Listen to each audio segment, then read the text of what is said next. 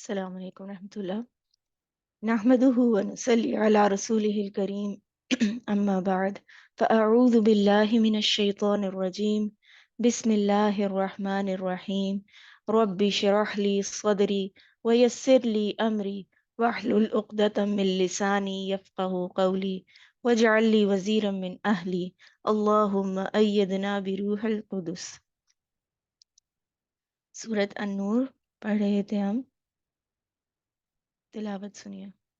بسم اللہ الرحمن الرحیم۔ الخبيثات للخبيثين والخبيثون للخبيثات والطيبات للطيبين والطيبون للطيبات أولئك مبرؤون مما يقولون لهم مغفرة ورزق كريم يا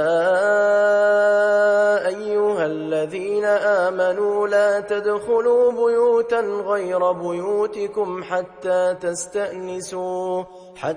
تستأنسوا وتسلموا على أهلها ذلكم خير لكم لعلكم تذكرون فإن لم تجدوا فيها أحدا فلا تدخلوها حتى يؤذن لكم وإن قيل لكم ارجعوا فارجعوا هو أزكى لكم والله بما تعملون عليم ليس عليكم جناح أن تدخلوا بيوتا غير مسكونة فيها متاع لكم والله يعلم ما تبدون وما تكتمون قل للمؤمنين يغضوا من أبصارهم ويحفظوا فروجهم ذلك أزكى لهم إن الله خبير بما يصنعون وقل للمؤمنات يغضضن من أبصارهن ويحفظن فروجهن ولا يبدين زينتهن إلا ما ظهر منها وليضربن بخمرهن على جيوبهن ولا يبدين زينتهن إلا لبعولتهن أو آبائهن أو آباء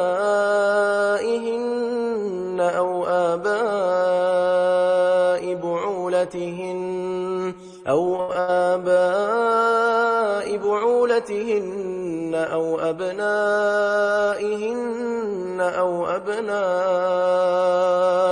أو أبناء بعولتهن أو إخوانهن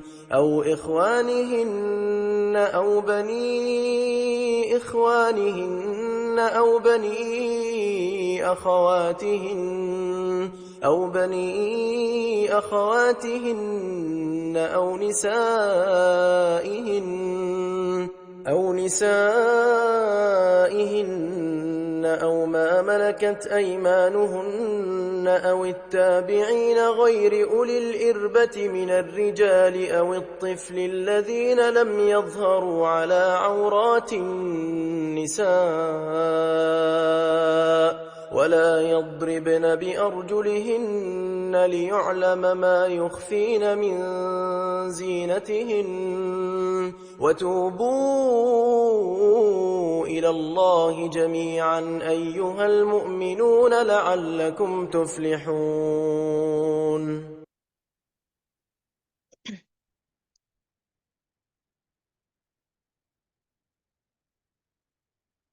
کل ہم نے آیت نمبر 26 سے لے کے 31 تک پڑھا تھا، جس کے اندر ہم نے کچھ لاز پڑھے تھے گھریلو زندگی کے معاملے میں، پرائیویسی کو پروٹیکٹ کرنے کے معاملے میں، کہ اگر ہم کسی کے گھر جائیں، استئذان کا لا پڑھا تھا ایک تو ہم نے، اور دوسرا اس کے بعد ہم نے پردے کی آیت پڑھی تھی، حجاب کی آیت، جو کہ پہلے جس میں پہلی آیت میں مردوں کو ایڈریس کیا گیا اور دوسری آیت میں خواتین کو ایڈریس کیا گیا ہے، اور جو مردوں سے بات کی گئی ہے وہ کم بات کی گئی ہے، خواتین سے بات کی گئی ہے لمبی بات کی گئی ہے، اور ان کے اوپر لمیٹیشنز لگائے گئے ہیں جو کہ ہمیں اپیرنٹلی ایسا لگتا ہے اگر ہم ان آیات کو ورلڈلی نظر سے دیکھیں۔ لیکن اگر ہم یہ سوچیں کہ اللہ تعالیٰ نے ہمیں درجہ کیا دیا ہے ایز ویمن، خواتین کو کیا درجہ دیا ہے، اور پھر سورت النور کو عورتوں کی صورت کہا جاتا ہے، اور حضرت عمر رضی اللہ تعالیٰ عنہ نے اس بات کا حکم دیا تھا کہ اپنی عورتوں کو سورت النور پڑھاؤ۔ تو اپنی عورتوں کو سورت النور پڑھانے کا مقصد، یا اس کو عورتوں کی صورت کہنے کا مقصد، یا اللہ تعالیٰ ایڈریس بھی جو اس میں جو ہے اس میں بار بار خواتین کے لیے جو حکم دے رہے ہیں، اس کا کیا مقصد ہے؟ اس میں جو احکامات آ رہے ہیں وہ زیادہ تر گھریلو زندگی کے بارے میں آ رہے ہیں۔ تو گھریلو زندگی میں مینیجر کون ہوتا ہے؟ جب آپ نے کسی چیز کے انتظامات کے بارے میں بات کرنی ہوتی ہے، کسی چیز کی ارینجمنٹس، کسی چیز کے رولز اینڈ ریگولیشنز کی بات کرنی ہوتی ہے، تو آپ کس کے پاس جاتے ہیں؟ لیٹ سے آپ نے کلاس کے رولز اینڈ ریگولیشن سیٹ کروانے ہیں کسی کلاس کے، تو آپ اس کلاس کے کسی اسٹوڈنٹ سے کہیں گے کہ آپ یہ رولز اینڈ ریگولیشن سیٹ کریں، یا آپ اس کلاس کی انچارج کے پاس جائیں گے اور ان سے کہیں گے کہ یہ رولز جو ہے نا آپ اپنے رولز میں ایڈ کر لیں کیونکہ اس سے یہ خرابی ہو رہی ہے؟ ٹھیک ہے؟ تو جو گھر کی مینیجر ہوتی ہے وہ تو عورت ہوتی ہے، گھر جو ہے وہ عورت کی رعیت ہوتی ہے، اور ہر انسان اپنی رعیت میں ایک حدیث کا مفہوم ہے کہ ہر انسان جو ہے وہ اپنی رعیت کے بارے میں پوچھا جائے گا۔ ہر انسان رائی ہے، رائی چرواہے کو کہتے ہیں، اور چرواہا کیا کرتا ہے کہ اس کے پاس ایک گروپ آف کیٹل ہوتا ہے، شیپ ہوتی ہیں، بھیڑیں بکریاں ہوتی ہیں، جن کو جو اس کی ذمہ داری میں ہوتی ہیں، اور اس نے چرانے لے کے جانا ہوتا ہے، ان کا خیال رکھنا ہوتا ہے، اور ان کو چرا کے واپس لانا ہوتا ہے، اور جاتے ہوئے اور واپس آتے ہوئے اس میں کسی جو ہے جانور کی کمی نہ ہو جائے، اس کا خیال رکھنا ہوتا ہے، یعنی کہ کوئی جانور گم نہ ہو جائے، کسی کو کوئی اور جنگلی جانور کوئی اٹیک نہ کر دے، اس کو کوئی جانور ویسے نہ مر جائے، کسی کو کوئی چوٹ نہ لگ جائے، یہ ساری چیزوں کا اس نے خیال رکھنا ہوتا ہے، اور پھر وہ کسی غلط طرف کو نہ بھاگ جائے۔ تو یہ جو ساری چیزیں ہوتی ہیں یہ اس چرواہے کی ذمہ داری میں آتی ہیں۔ اسی طرح دنیا میں بھی ہمارا کوئی ایریا آف رسپانسبلٹی ہوتا ہے، عورت کے لیے وہ ایریا آف رسپانسبلٹی اس کا گھر ہوتا ہے، اور اس کے اندر کیا ہوتا ہے، اس گھر کے اندر کون کون ہوتا ہے، اس کی فیملی ہوتی ہے، اس کے بچے ہوتے ہیں، جو اس کے بچے جو ہیں وہ اس کی ڈائریکٹ رسپانسبلٹی ہے، پھر اس کے گھر کی جو ہے ویل بینگ، اس کے گھر کی جو ہے اچھی مینٹیننس، یعنی کہ گھر ایسا ہو کہ اس کو اس کے اندر کوئی فساد نہ ہو، اس کے اندر کوئی ایسی بات نہ ہو کہ جس سے لڑائی جھگڑے ہوں۔ تو یہ ساری مینٹیننس ہے، اگر آپ نے اس کے بارے میں رولز سیٹ کرنے ہیں تو کس سے بات کریں گے؟ ظاہر ہے ایک جگہ کے بارے میں رول سیٹ کرنے کے لیے آپ اس کے مینیجر سے بات کریں گے، تو گھر کی مینیجر سے یہاں بات کی جا رہی ہے، اور جو مردوں سے بات کی جا رہی ہے وہ کیا کی جا رہی ہے؟ ذرا سرسری کی جا رہی ہے کہ کل للمؤمنین یغضوا من ابصارهم ویحفظوا فروجهم۔ اگر جو مرد ہیں وہ ان دو باتوں پہ فوکس کر لیں تو ان کے بہت زیادہ جو مسائل ہیں نا وہ ویسے ہی ریزالو ہو جاتے ہیں۔ جو بہت زیادہ مردوں کے کیس میں فساد ڈالنے والی چیزیں ہوتی ہیں وہ کیا ہوتی ہے؟ ان کی نگاہیں ہوتی ہیں۔ جب آپ کسی چیز کو دیکھتے ہیں، آپ کی جو ان پٹ ہوتی ہے یا آپ کے کان ہوتے ہیں یا آپ کی آنکھیں ہوتی ہیں، اور جو آنکھیں ہیں وہ آپ کو چیزیں خوبصورت کر کے دکھاتی ہیں، اور اس سے کیا ہوتا ہے کہ ان چیزوں میں اٹریکشن پیدا ہوتی ہے۔ تو جہاں پہ کسی ایسی چیز میں اٹریکشن پیدا ہو رہی ہو جہاں پہ یہ فیل ہو رہا ہو کہ نہیں ہونی چاہیے، تو وہاں پہ کیا کہا گیا ہے کہ اپنی نگاہوں کو جھکا لو، اور لیکن اس کے بعد جو مینیجر آف دا ہاؤس ہے اس کو تھوڑا سا زیادہ خیال رکھنے کو کہا گیا ہے، کیونکہ جب آپ کسی جگہ کو مینیج کر رہے ہوتے ہیں تو اس کیس میں آپ کو بہت زیادہ جب آپ اپنی ریت کو مینیج کر رہے تھے، جب چرواہا اپنی جو ہے ساری بھیڑ بکریوں کو مینیج کر رہا ہوتا ہے، تو اس وقت وہ یہ تو نہیں سوچتا کہ اچھا وہ بکری ابھی بھاگ گئی ہے، تھوڑی دیر بعد جاتا ہوں، ابھی ذرا میں تھک گیا ہوں چل کے، نہیں، اس نے اسی وقت آن ٹوز رہنا ہوتا ہے، اس نے اسی وقت بھاگ کے جا کے اس کو پکڑ کے واپس لانا ہوتا ہے۔ تو عورت جو ہوتی ہے نا اس کے اندر یہ کیپیبلٹی ہوتی ہے کہ وہ سب کو سیدھا کر سکتی ہے، اور اسی لیے اللہ تعالیٰ نے اس کو جو ہے اولاد کی تربیت کی جو ہے رسپانسبلٹی دی ہے۔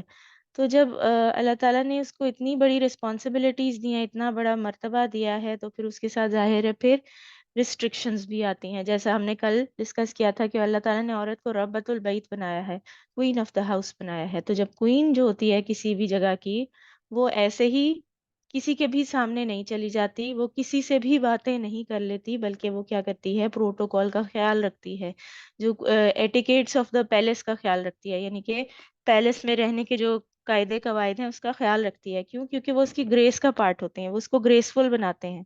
تو جو ربت البیت ہے اس کو اپنا مقام نہیں بھولنا چاہیے، اور اس کو اس بات سے پریشان نہیں ہونا چاہیے کہ یہ ساری ریسٹرکشنز میرے لیے ہی رہ گئی تھی.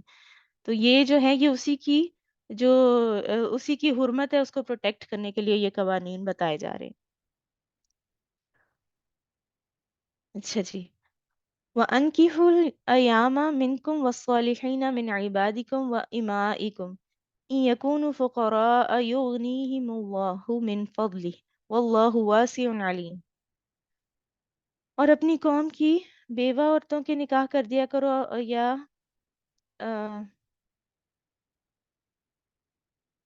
اور اپنی قوم کی بیوہ عورتوں کا نکاح کر دیا کرو، اور اپنے غلاموں اور لونڈیوں کے بھی جو نیک ہوں نکاح کر دیا کرو. اگر وہ مفلس ہوں گے تو خدا ان کو اپنے فضل سے خوشحال کر دے گا، اور خدا بہت وسعت والا اور سب کچھ جاننے والا ہے. تو یعنی کہ یہ جو وانکیح الایامہ ہے، اس میں صرف بیوہ عورتیں نہیں آتی، بلکہ اس میں سارے وہ لوگ آتے ہیں جو ان میریڈ ہیں.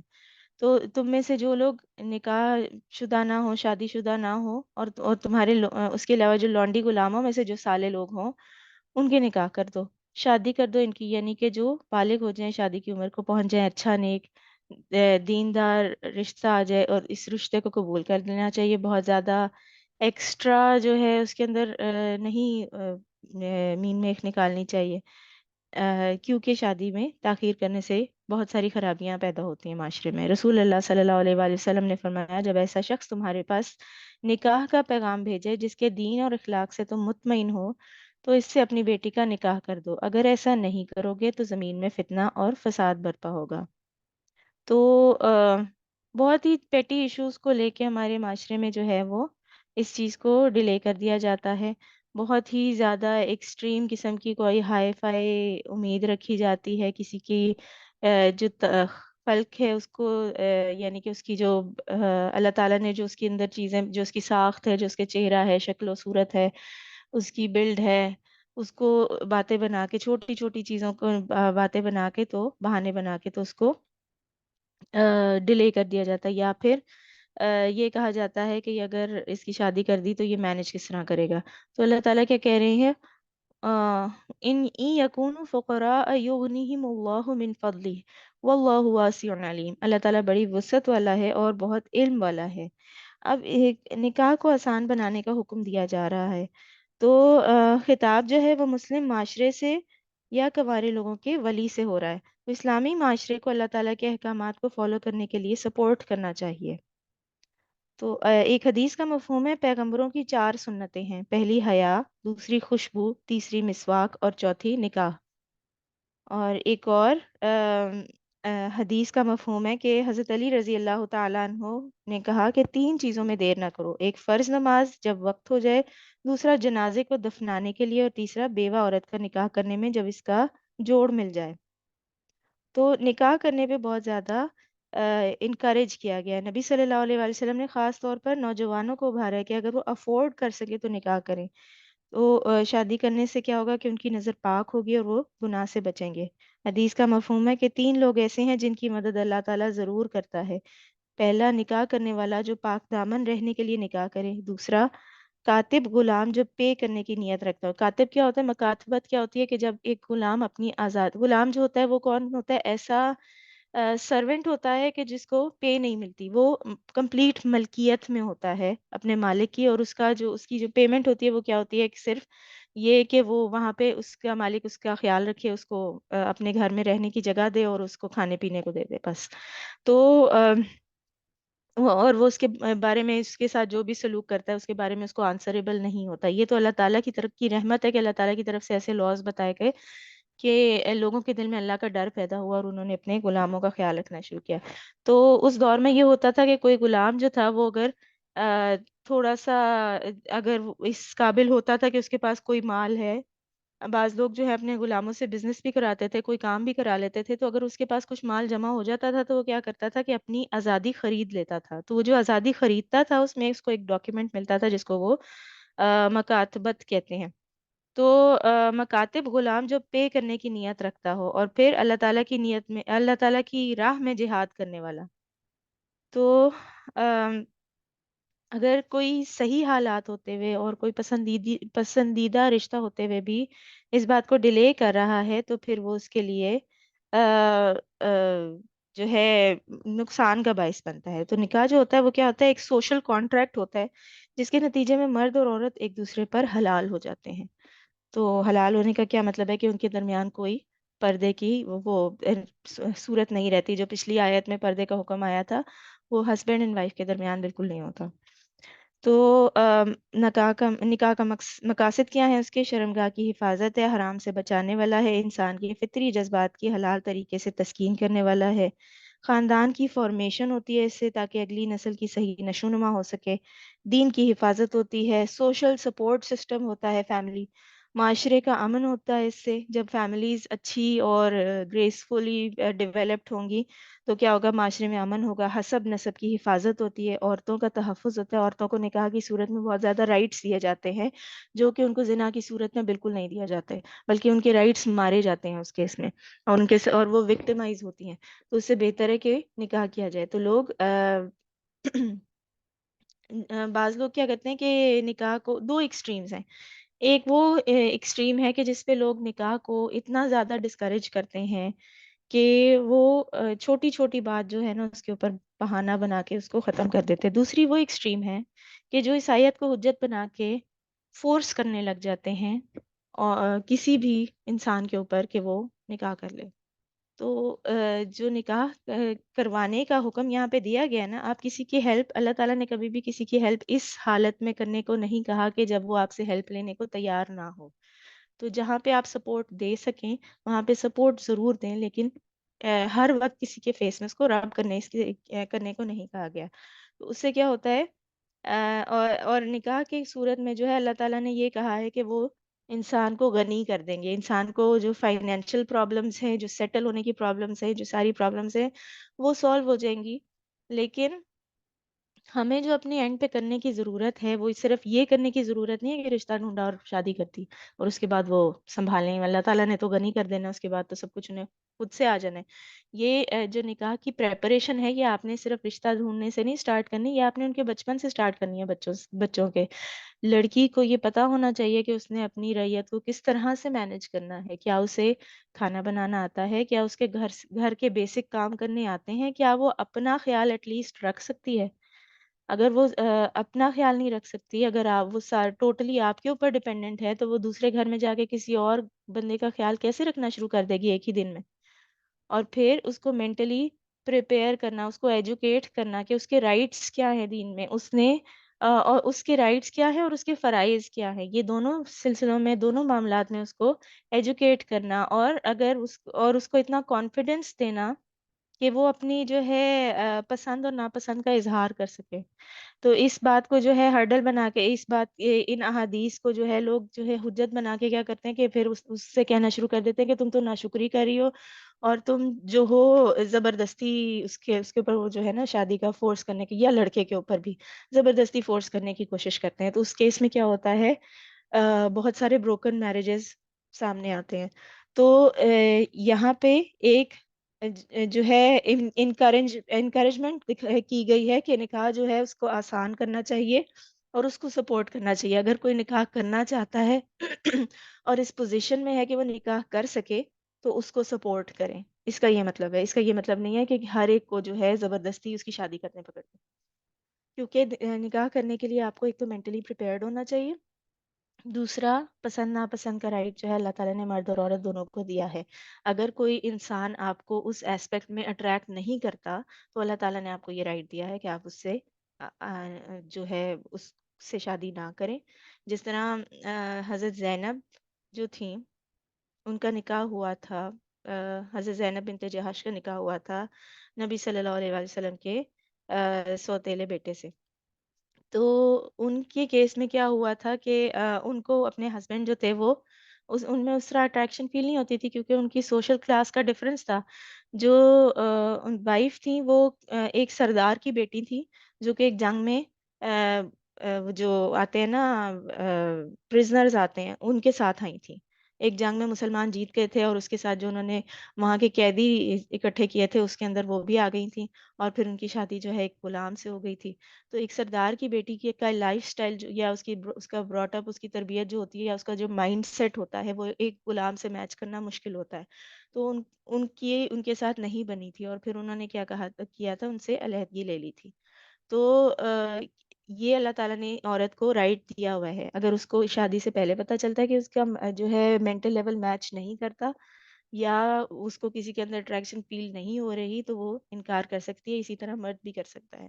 اور بعد میں بھی اللہ تعالیٰ نے ایسے اگزامپلس دیے ہیں کہ ہم جو ہے اپنے ان آیات کو، یہ جو آیات اور احادیث ہے نا، یہ اللہ تعالیٰ نے ہماری آسانی کے لیے اور ہم پر رحمت بنا کے بھیجی ہیں. ان کو کسی کے لیے زحمت بنانا، یا جو ہے وہ کیا کیا کہتے ہیں، دین پولیس بن کے اس کا ڈنڈا بنا لینا، یہ ہمیں زیب نہیں دیتا. تو اس آیت میں کہا کیا جا رہا ہے کہ اگر کوئی افورڈ کرتا ہے، اگر کسی کو ایسا بندہ یا ایسی بندی مل گئی ہے کہ جو مناسب ہے، جس پہ وہ راضی ہے، تو پھر اس کو نکاح کو ڈیلے نہیں کرنا چاہیے خام خواہ کے مین میخے نکال کے کہ میرا بزنس جو ہے وہ سیٹل ہو جائے، یہ فلانی چیز جو ہے وہ سیٹل ہو جائے، یہ ہو جائے، وہ ہو جائے. اتنی دیر میں اس بات کا اندیشہ ہے کہ وہ فتنے میں پڑ جائے. تو اس سے بہتر کیا ہے کہ اس کو نکاح کر لینا چاہیے. اور اس فائنینشیل ایشوز کو سر فہرست نہیں رکھنا چاہیے، لیکن ایک جو ایسا انسان ہے جس کی آپ شادی کرنے جا رہے ہیں، اس کی تربیت آپ کو اس نظریے سے کرنی چاہیے کہ آپ نے اس کی شادی کرنی ہے اور اس کو ایک گھر کو سپورٹ کرنا ہے فائنینشلی. تو اس کا مینٹل لیول جو ہے وہ اتنا ویک نہ ہو کہ اگر اس کے اوپر کوئی ذرا سی پرابلم آتی ہے تو وہ بھاگے کسی سے، اپنے گھر والوں سے کہنے کے مجھے پیسے دے دو. بلکہ اس کا اتنا جو ہے میچور مائنڈ ہو کہ وہ سوچے کہ اس نے اپنی پرابلمس کو خود کیسے ڈیل کرنا ہے. وہ چھوٹا بیبی نہ ہو جس کی جو بس سائز میں بڑا ہو گیا اور آپ نے اس کی شادی کر دی ہے. تو نکاح کرنا جو ہے وہ انبیاء کی سنت ہے، ضرور کرنا چاہیے. لیکن انبیاء کے زمانے میں بھی، اور انبیاء نے خود بھی جس عمر میں بھی نکاح کیا، وہ مینٹلی بالکل پریپیئرڈ تھے اس کے لیے. اور جن خواتین سے کیا انہوں نے بھی، وہ بھی مینٹلی بالکل پریپیئرڈ تھیں. حضرت عائشہ کی 6 سال کی عمر میں شادی ہوئی تھی، اور اس بات کو بہت زیادہ تنقید کا نشانہ بنایا جاتا ہے، لیکن یہ اس وقت کے معاشرے میں عام تھا. اور اس وقت بلوغت کی عمر جو تھی وہ بہت ارلی ایج ہوتی تھی، کیونکہ وہ علاقہ بھی ایسا تھا، اس کے آب و ہوا کا اثر تھا کہ جو لڑکیاں تھیں وہ جلدی بالغ ہو جاتی تھی. اور تیسری بات یہ تھی کہ ایٹ دیٹ ایج ایون وہ حضرت عائشہ جو تھیں وہ کمپلیٹ میچور مائنڈ میں تھیں. وہ ایسا نہیں تھا کہ وہ جو ہے کسی کو بھی دیکھ کے تو اس کو انکل کہہ کے تو یا وہ چھپ جائیں یا وہ کوئی کام نہ کر سکیں. اس ایج میں وہاں کی جو لڑکیاں تھیں ان کو یہ تعلیم دی جاتی تھی، یہ تربیت دی جاتی تھی کہ وہ بیسک لیول کے کام کر لیں. کوئی مطلب کہ ایسا نہ ہو، اپنا خیال رکھ سکیں، ایسا نہ ہو کہ وہ ٹوٹلی ڈپینڈنٹ ہو، ان کو جو ہے تھوڑی تھوڑی دیر بعد اپنی امی کی ضرورت پڑ رہی ہو. ایسے ایج میں شادی نہیں کرتے تھے. اور ایسے جو ہے اوور گرون بچوں کی بھی شادی کرنا جو ہے وہ ہمارے لیے نقصان کا باعث ہے. تو کہنے کا مقصد یہ ہے کہ یہ نظر میں رکھے کہ آپ نے بچوں کے ارلی نکاح کرنے ہیں، ان کی ارلی شادی کہاں کرنی ہے، لیکن ان کی پریپریشن کا تعلق صرف رشتہ ڈھونڈنے یا اس کی تیاری کرنے سے نہیں ہونا چاہیے، بلکہ ان کے اندر وہ مینٹل میچورٹی ڈیولپ کریں کہ جو ان کو ایک گھر چلانے کا، ایک گھر کا فعال فرد بننے کا جو ہے وہ موقع دیں. اور اس کے علاوہ ان کو ایکوپ کر کے بھیجیں. جب آپ کسی جگہ جاتے ہیں، کسی سفر پہ جاتے ہیں، تو ساتھ مال وغیرہ لے کے جاتے ہیں، تیاری کر کے جاتے ہیں، سوچ کے جاتے ہیں، پلاننگ کرتے ہیں کہ اچھا ہم وہاں جائیں گے تو ہمیں راستے میں کس کس چیز کی ضرورت پڑے گی. پھر اگر ہم وہاں پہ پہنچیں گے تو ہمیں کہیں اسٹے بھی کرنا ہوگا، بکنگ کرا کے جاتے ہیں کہیں پہ. اور اس طرح مطلب اپنے زیادہ راہ بھی لے کے جاتے ہیں، اور وہاں پہ آگے جا کے بھی کس طرح سے زندگی گزارنی ہے اس کی پلاننگ کرتے ہیں. تو ہمیں اگر آپ اپنے بچوں کی ارلی میرج کریں تو ان کا مینٹل لیول اتنا میچور ہو، ان کو جو زیادہ راہ دے رہے ہیں، جو آپ اپنی تربیت ان کو ساتھ دے رہے ہیں، وہ اس قابل ہو کہ وہ نئے گھر میں جا کے صرف جو ہے ٹینٹرمز نہ تھرو کرے، وہ وہاں جا کے صرف فرمائشیں نہ کرے، بلکہ اس گھر کو چلانے کے قابل بھی ہو. صحیح ہے. اور مومن کی جو پرائیورٹی جو ہے وہ کیا ہے کہ آخرت کی دنیا کا عیش و عشرت نہیں ہے، بلکہ اپنی آخرت کی حفاظت ہے. اور نکاح کی صورت میں جو ہے وہ، کیونکہ بہت زیادہ پروٹیکشن ہوتی ہے گناہوں سے، تو انسان کی آخرت بھی پروٹیکٹ ہو جاتی ہے.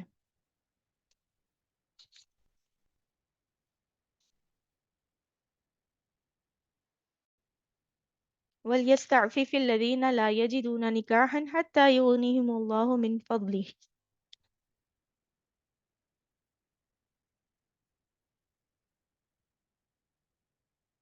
اور جو نکاح کا موقع نہ پائیں تو انہیں چاہیے کہ عفت معافی اختیار کریں، یہاں تک کہ اللہ تعالیٰ انہیں اپنے فضل سے غنی کر دے. یعنی اگر کوئی بھی طریقہ نہیں ملتا شادی کرنے کا، تو جواز نہیں مل جاتا کہ انسان حرام کام شروع کر دے، غلط راستوں پر نکلنے کا جواز نہیں ہے. بلکہ کیا کرے، اپنے آپ کو ایسے کاموں میں مصروف رکھے کہ شادی کا خیال کم سے کم آئے. بعض دفعہ کیا ہوتا ہے کہ نیت کے باوجود نکاح نہیں ہو پاتا، کوئی ایسا مناسب رشتہ نہیں ملتا، کوئی ایسا شخص نہیں یا ایسی خاتون نہیں ملتی کہ جو مناسب ہوں. ایک تو ہے نا کہ بہت ہی چھوٹی باتوں میں ناک ایسا ہے، کان ایسا ہے، ٹانگ ایسی ہے، اس طرح کے بہانے بنانے. ایک جینوئن ایشوز ہیں کہ وہ نہیں کوئی مناسب رشتہ مل رہا. تو پھر کیا کرنا ہے، اس سے آپ کی حجت تمام نہیں ہو جاتی. اس سے پھر یہ نہیں ہوتا کہ اگر نکاح کا مقصد یہ ہے کہ وہ اپنی جو ہے عزت کی حفاظت، شرمگاہ کی حفاظت ہے، تو پھر اب ہمیں کھلی چھوٹ مل گئی ہے کیونکہ اب اللہ کی مرضی ہے کہ ہمارا نکاح نہیں ہو رہا. نہیں، حدیث کا مفہوم ہے کہ جس میں نکاح کی استطاعت ہو وہ نکاح کر لے، اور نہ ہو تو روزے رکھے. تو اگر آپ نے جو ڈیزائرز ہیں ان کو کنٹرول کرنا ہے، تو اس کا جو بہترین طریقہ ہے وہ کیا ہے؟ روزہ رکھنا ہے. تو روزہ جو ہے وہ انسان کے اندر سے بہت ساری ایسی ڈیزائرز کو ختم کرتا ہے، دنیاوی ڈیزائرز کو ختم کرتا ہے، اور اس کا جو ہے دھیان وہ اللہ تعالیٰ کی طرف مائل کرتا ہے. تو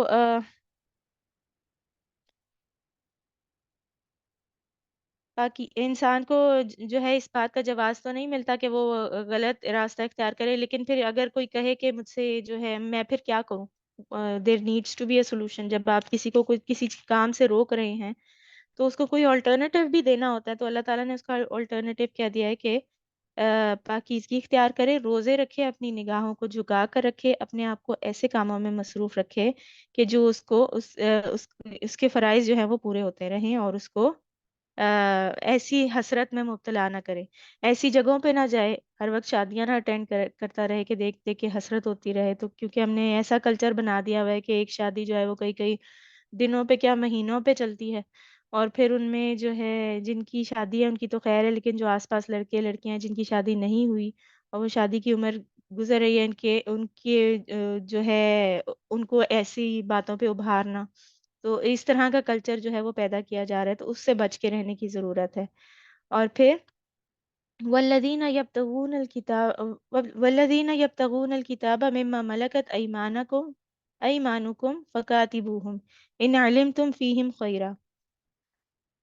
اور تمہارے غلاموں میں سے یا لونڈی غلاموں میں سے جو مکاتبت کی درخواست کریں، ان سے مکاتبت کر لو اگر تمہیں معلوم ہو ان کے اندر بھلائی ہے، اور ان کو اس مال میں سے جو اللہ تعالیٰ نے تمہیں دیا ہے تاکہ وہ اپنی آزادی حاصل کر لیں، ان کو اپنے مال میں سے دو، ان کی مدد کرو، خواہ وہ تمہارے ہی غلام ہو پھر بھی. یعنی کہ مکاتبت پہلے ڈسکس کیا، مکاتبت کا کیا مطلب ہوتا ہے کہ عرب معاشرے میں لونڈی اور غلاموں کا کانسیپٹ تھا. لونڈی اور غلام کون سے کیا ہوتے تھے؟ وہ وار پرزنرز ہوتے تھے، یعنی کہ جنگوں کے نتیجے میں جو دوسری قوموں کے لوگ ہمارے پاس آ جائیں ان کو ہم قیدی بنا کے ہی رکھیں گے آبویسلی، کیونکہ وہ ہماری دشمن قوم کی طرف سے ہیں. تو اس کیس میں کیا ہوتا تھا کہ جب مال غنیمت بانٹا جاتا تھا تو یہ لوگ بھی مال غنیمت کا پارٹ ہوتے تھے، اور پھر ان کو بھی اسی طرح سے ڈسٹریبیوٹ کیا جاتا تھا. اور ان میں جو مرد ہوتے تھے ان کو غلام کہتے تھے، اور جو عورتیں ہوتی تھیں وہ لونڈیاں ان کو کہتے تھے.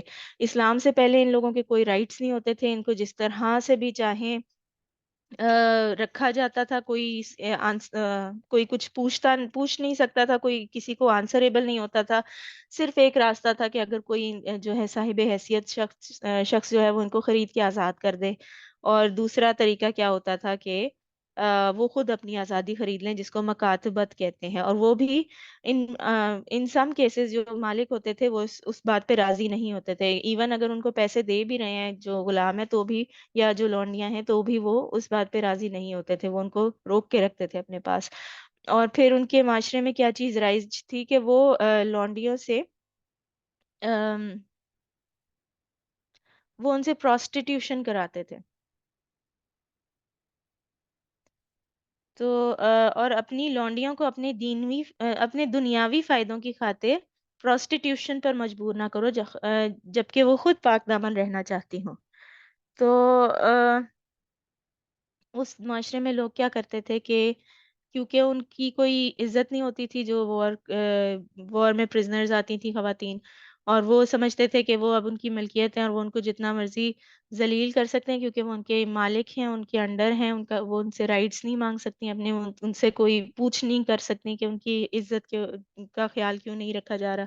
اور چاہے وہ عزت دار خواتین ہوں دوسرے جو اپنی جگہ پر جب وہ رہتی تھی، اپنی زندگیوں میں جب وہ رہتی تھی تب وہ عزت دار خواتین ہوں، لیکن وہاں آ کے ان سے ایسے ایسے کام کروائے جاتے تھے. اور آپ کو پتہ ہے کہ جب ظالم قومیں کسی دوسری قوم پر قابض ہونے لگتی ہیں تو وہ وہاں کی خواتین کو اسی طرح ذلیل و رسوا کرتی ہیں، کیونکہ جو عورت ہوتی ہے وہ ایک معاشرے میں عزت کا سمبل ہوتی ہے.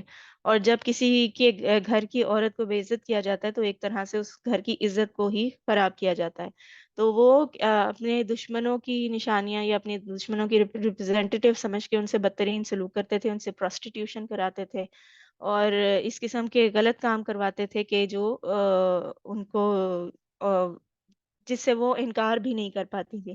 تو اللہ تعالیٰ نے ان غلاموں اور لونڈیوں کے بارے میں کچھ حقوق نازل کیے. اب اللہ تعالیٰ کی طرف سے فوری حکم بھی آ سکتا تھا کہ ان کو آزاد کر دو. فوری آزادی کا حکم کیوں نہیں دیا گیا تھا؟ جو یہ قبائلی معاشرہ تھا، لوگوں نے غلاموں کو خریدا ہوا تھا، اور آپ کسی کو اس کے لائف سٹائل پہ ڈائریکٹلی یہ نہیں کہہ سکتے کہ یہ جو تم کر رہے ہو نا یہ غلط ہے، اس کو چھوڑ دو.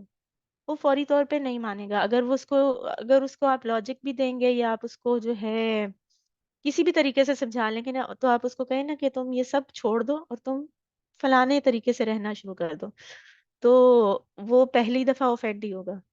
تو اللہ تعالیٰ نے جو ہے بہت حکمت سے اس رواج کو ختم کیا اس معاشرے میں سے. تھوڑا تھوڑا کر کے اللہ تعالیٰ نے ایسے احکامات نازل کیے جس سے ان کے حقوق بڑھتے گئے، جس سے غلاموں اور لوڈیوں کے حقوق جو ہے وہ ان میں اضافہ ہوتا گیا. اور پھر کیا ہوا؟ ان کو آزاد کرنے پہ اللہ تعالیٰ نے اجر لکھا. پھر جو گناہوں کی کفارے کے طور پہ جو ہے غلام آزاد کرنا ہے. آپ اکثر جگہوں پہ دیکھتے ہیں کہ کسی بھی چیز کا کفارہ جو ہوتا ہے اس میں غلام آزاد کرنا ہوتا ہے. اور پھر اس دوران کیا ہوا تھا کہ غلاموں کی ذہنی ڈیولپمنٹ ہوئی تھی. جب اسلام کی تعلیم اور عام ہوئی تھی، جب نبی صلی اللہ علیہ وآلہ وسلم کے پاس ان لوگوں نے بیٹھنا شروع کیا تھا، نبی صلی اللہ علیہ وآلہ وسلم کی مجلس میں جانا شروع کیا تھا، تو یہ جو غلام تھے ان کی یہ ذہنی طور پر میچور ہو گئے تھے. ان کی ذہنیت وہ نہیں رہ گئی تھی. کیونکہ دیکھیں جب ایک غلام کو آپ آزاد کر کے اور اس کو کہتے ہیں کہ اب تم حکومت کرو تو وہ نہیں کر پاتا. بنی اسرائیل کی مثال لیں. موسیٰ علیہ السلام جو تھے انہوں نے بنی اسرائیل کو فرعون کے قبضے سے چھڑوایا اور وہاں سے لے کر گئے اور فلسطین کی سرزمین میں داخل ہونے کے لیے کہا. اللہ تعالیٰ کا حکم آیا، فلسطین کی سرزمین تمہاری قسمت میں لکھ دی گئی ہے، تم بس وہاں پہ اللہ کا نام لیتے ہوئے داخل ہو جاؤ. انہوں نے جواب کیا دیا؟ وہاں پہ تو بڑے زوردار قسم کے لوگ رہتے ہیں، ہم تو ان سے پنگا نہیں لینے والے، ہم تو یہیں بیٹھے ہیں، تم اور تمہارا خدا جا کے لڑو، جب جیت جاؤ تو ہمیں بلا لینا. تو وہ غلام ذہنیت تھی. لوگوں سے ان کے اندر وہ جو ڈیرنگ والا کانفیڈنس ہوتا ہے نا، کہ کوئی کچھ کر دکھانے والا کانفیڈنس، وہ نہیں ہوتا. وہ ڈر کے رہنے والے، دب کے رہنے والے لوگ تھے. تو انہوں نے کیا کیا کہ اپنی اسی غلام ذہنیت کے ساتھ انہوں نے کہا کہ ہم تو نہیں جا رہے، ہم تو کر ہی نہیں سکتے، ہم تو داخل ہی نہیں ہو سکتے. ان کو اس بات پہ یقین نہیں آیا کہ ان کو حکمرانی بھی مل سکتی ہے. اللہ تعالیٰ نے ان کو ان کی قسمت میں سرزمین لکھ دی ہے. تو انہوں نے کیا کیا؟ اندر داخل ہونے سے انکار کر دیا. تو اس لیے اللہ تعالیٰ نے ان غلاموں کو ذہنی طور پہ بھی میچور کیا. اور آپ دیکھیں کہ جو اس نبی صلی اللہ علیہ وآلہ وسلم کے جو صحابہ میں سے جو غلام تھے، ان کی کتنی کتنی کنٹریبیوشنز ہیں اسلام کے اس سارے معاملے میں. جس طرح حضرت بلال ہیں، جس طرح اور بہت سارے غلاموں کے جو ہے واقعات آتے ہیں، اس میں کیا ہوتا ہے، وہ شروع میں جو ہے انہوں نے بہت زیادہ ظلم سہے، اپنے جو ان کے مالک تھے وہ ان کے اوپر اس بات پہ ظلم کرتے تھے کہ وہ اسلام کیوں لے آئے ان کی اجازت کے بغیر، اور وہ پھر بھی اپنے جو ہے اس سے نہیں ہٹے، اپنے دین سے نہیں ہٹے۔ حضرت سمیہ جو تھیں وہ اسلام کی پہلی شہید تھیں، اور وہ غلام تھیں ابو جہل کی، اور ابو جہل نے ان کو نیزہ مار کے ہلاک کیا تھا، اور اس کے باوجود وہ اپنے دین پہ قائم رہی تھی۔ تو اسلام کی جو پہلی شہید ہیں وہ بھی خاتون تھیں۔ اچھا، تو اللہ تعالیٰ نے ساتھ ساتھ غلاموں کے اندر بھی ایکسیپٹنس ڈالی، میچورٹی ڈالی، اور اس کے ساتھ ساتھ ان کے مالکوں کے اندر بھی اس پورے جو ہے پروسیس میں کیا ڈالا، ان کے اندر یہ اس بات کی ایکسیپٹنس ڈالی کہ ان کو اپنے معاشرے کا فرد سمجھیں، اپنے برابر سمجھیں، ان کو آزاد کر دیں، ان کے رائٹس ان کو دیں، ان کو آزاد کرنے کے بعد ان کو غلاموں کی طرح نہ ٹریٹ کریں، نہ غلاموں کی طرح بلائیں، بلکہ ان کو اپنے برابر کا فرد سمجھیں، اپنے جیسا ہی انسان سمجھیں۔ تو جب یہ ساری چیزیں جو ہیں ان کے اندر پیدا ہو گئیں، تو پھر اللہ تعالیٰ نے ایونچولی کیا ہوا کہ صحابہ نے وہ کلچر ختم کر دیا، اپنے بیچ میں سے سارے غلاموں کو آزاد کر دیا، اور اس کے بعد سے آج تک یہ جو رواج ہے یہ ختم ہو گیا وہاں سے۔ تو وَآتُوهُم مِّن مَّالِ اللَّهِ الَّذِي آتَاكُمْ وَلَا تُكْرِهُوا فَتَيَاتِكُمْ عَلَى الْبِغَاءِ إِنْ أَرَدْنَا تَحُصُّنَا لِتَبْتَغُوا عَرَضَ الْحَيَاةِ الدُّنْيَا۔ تو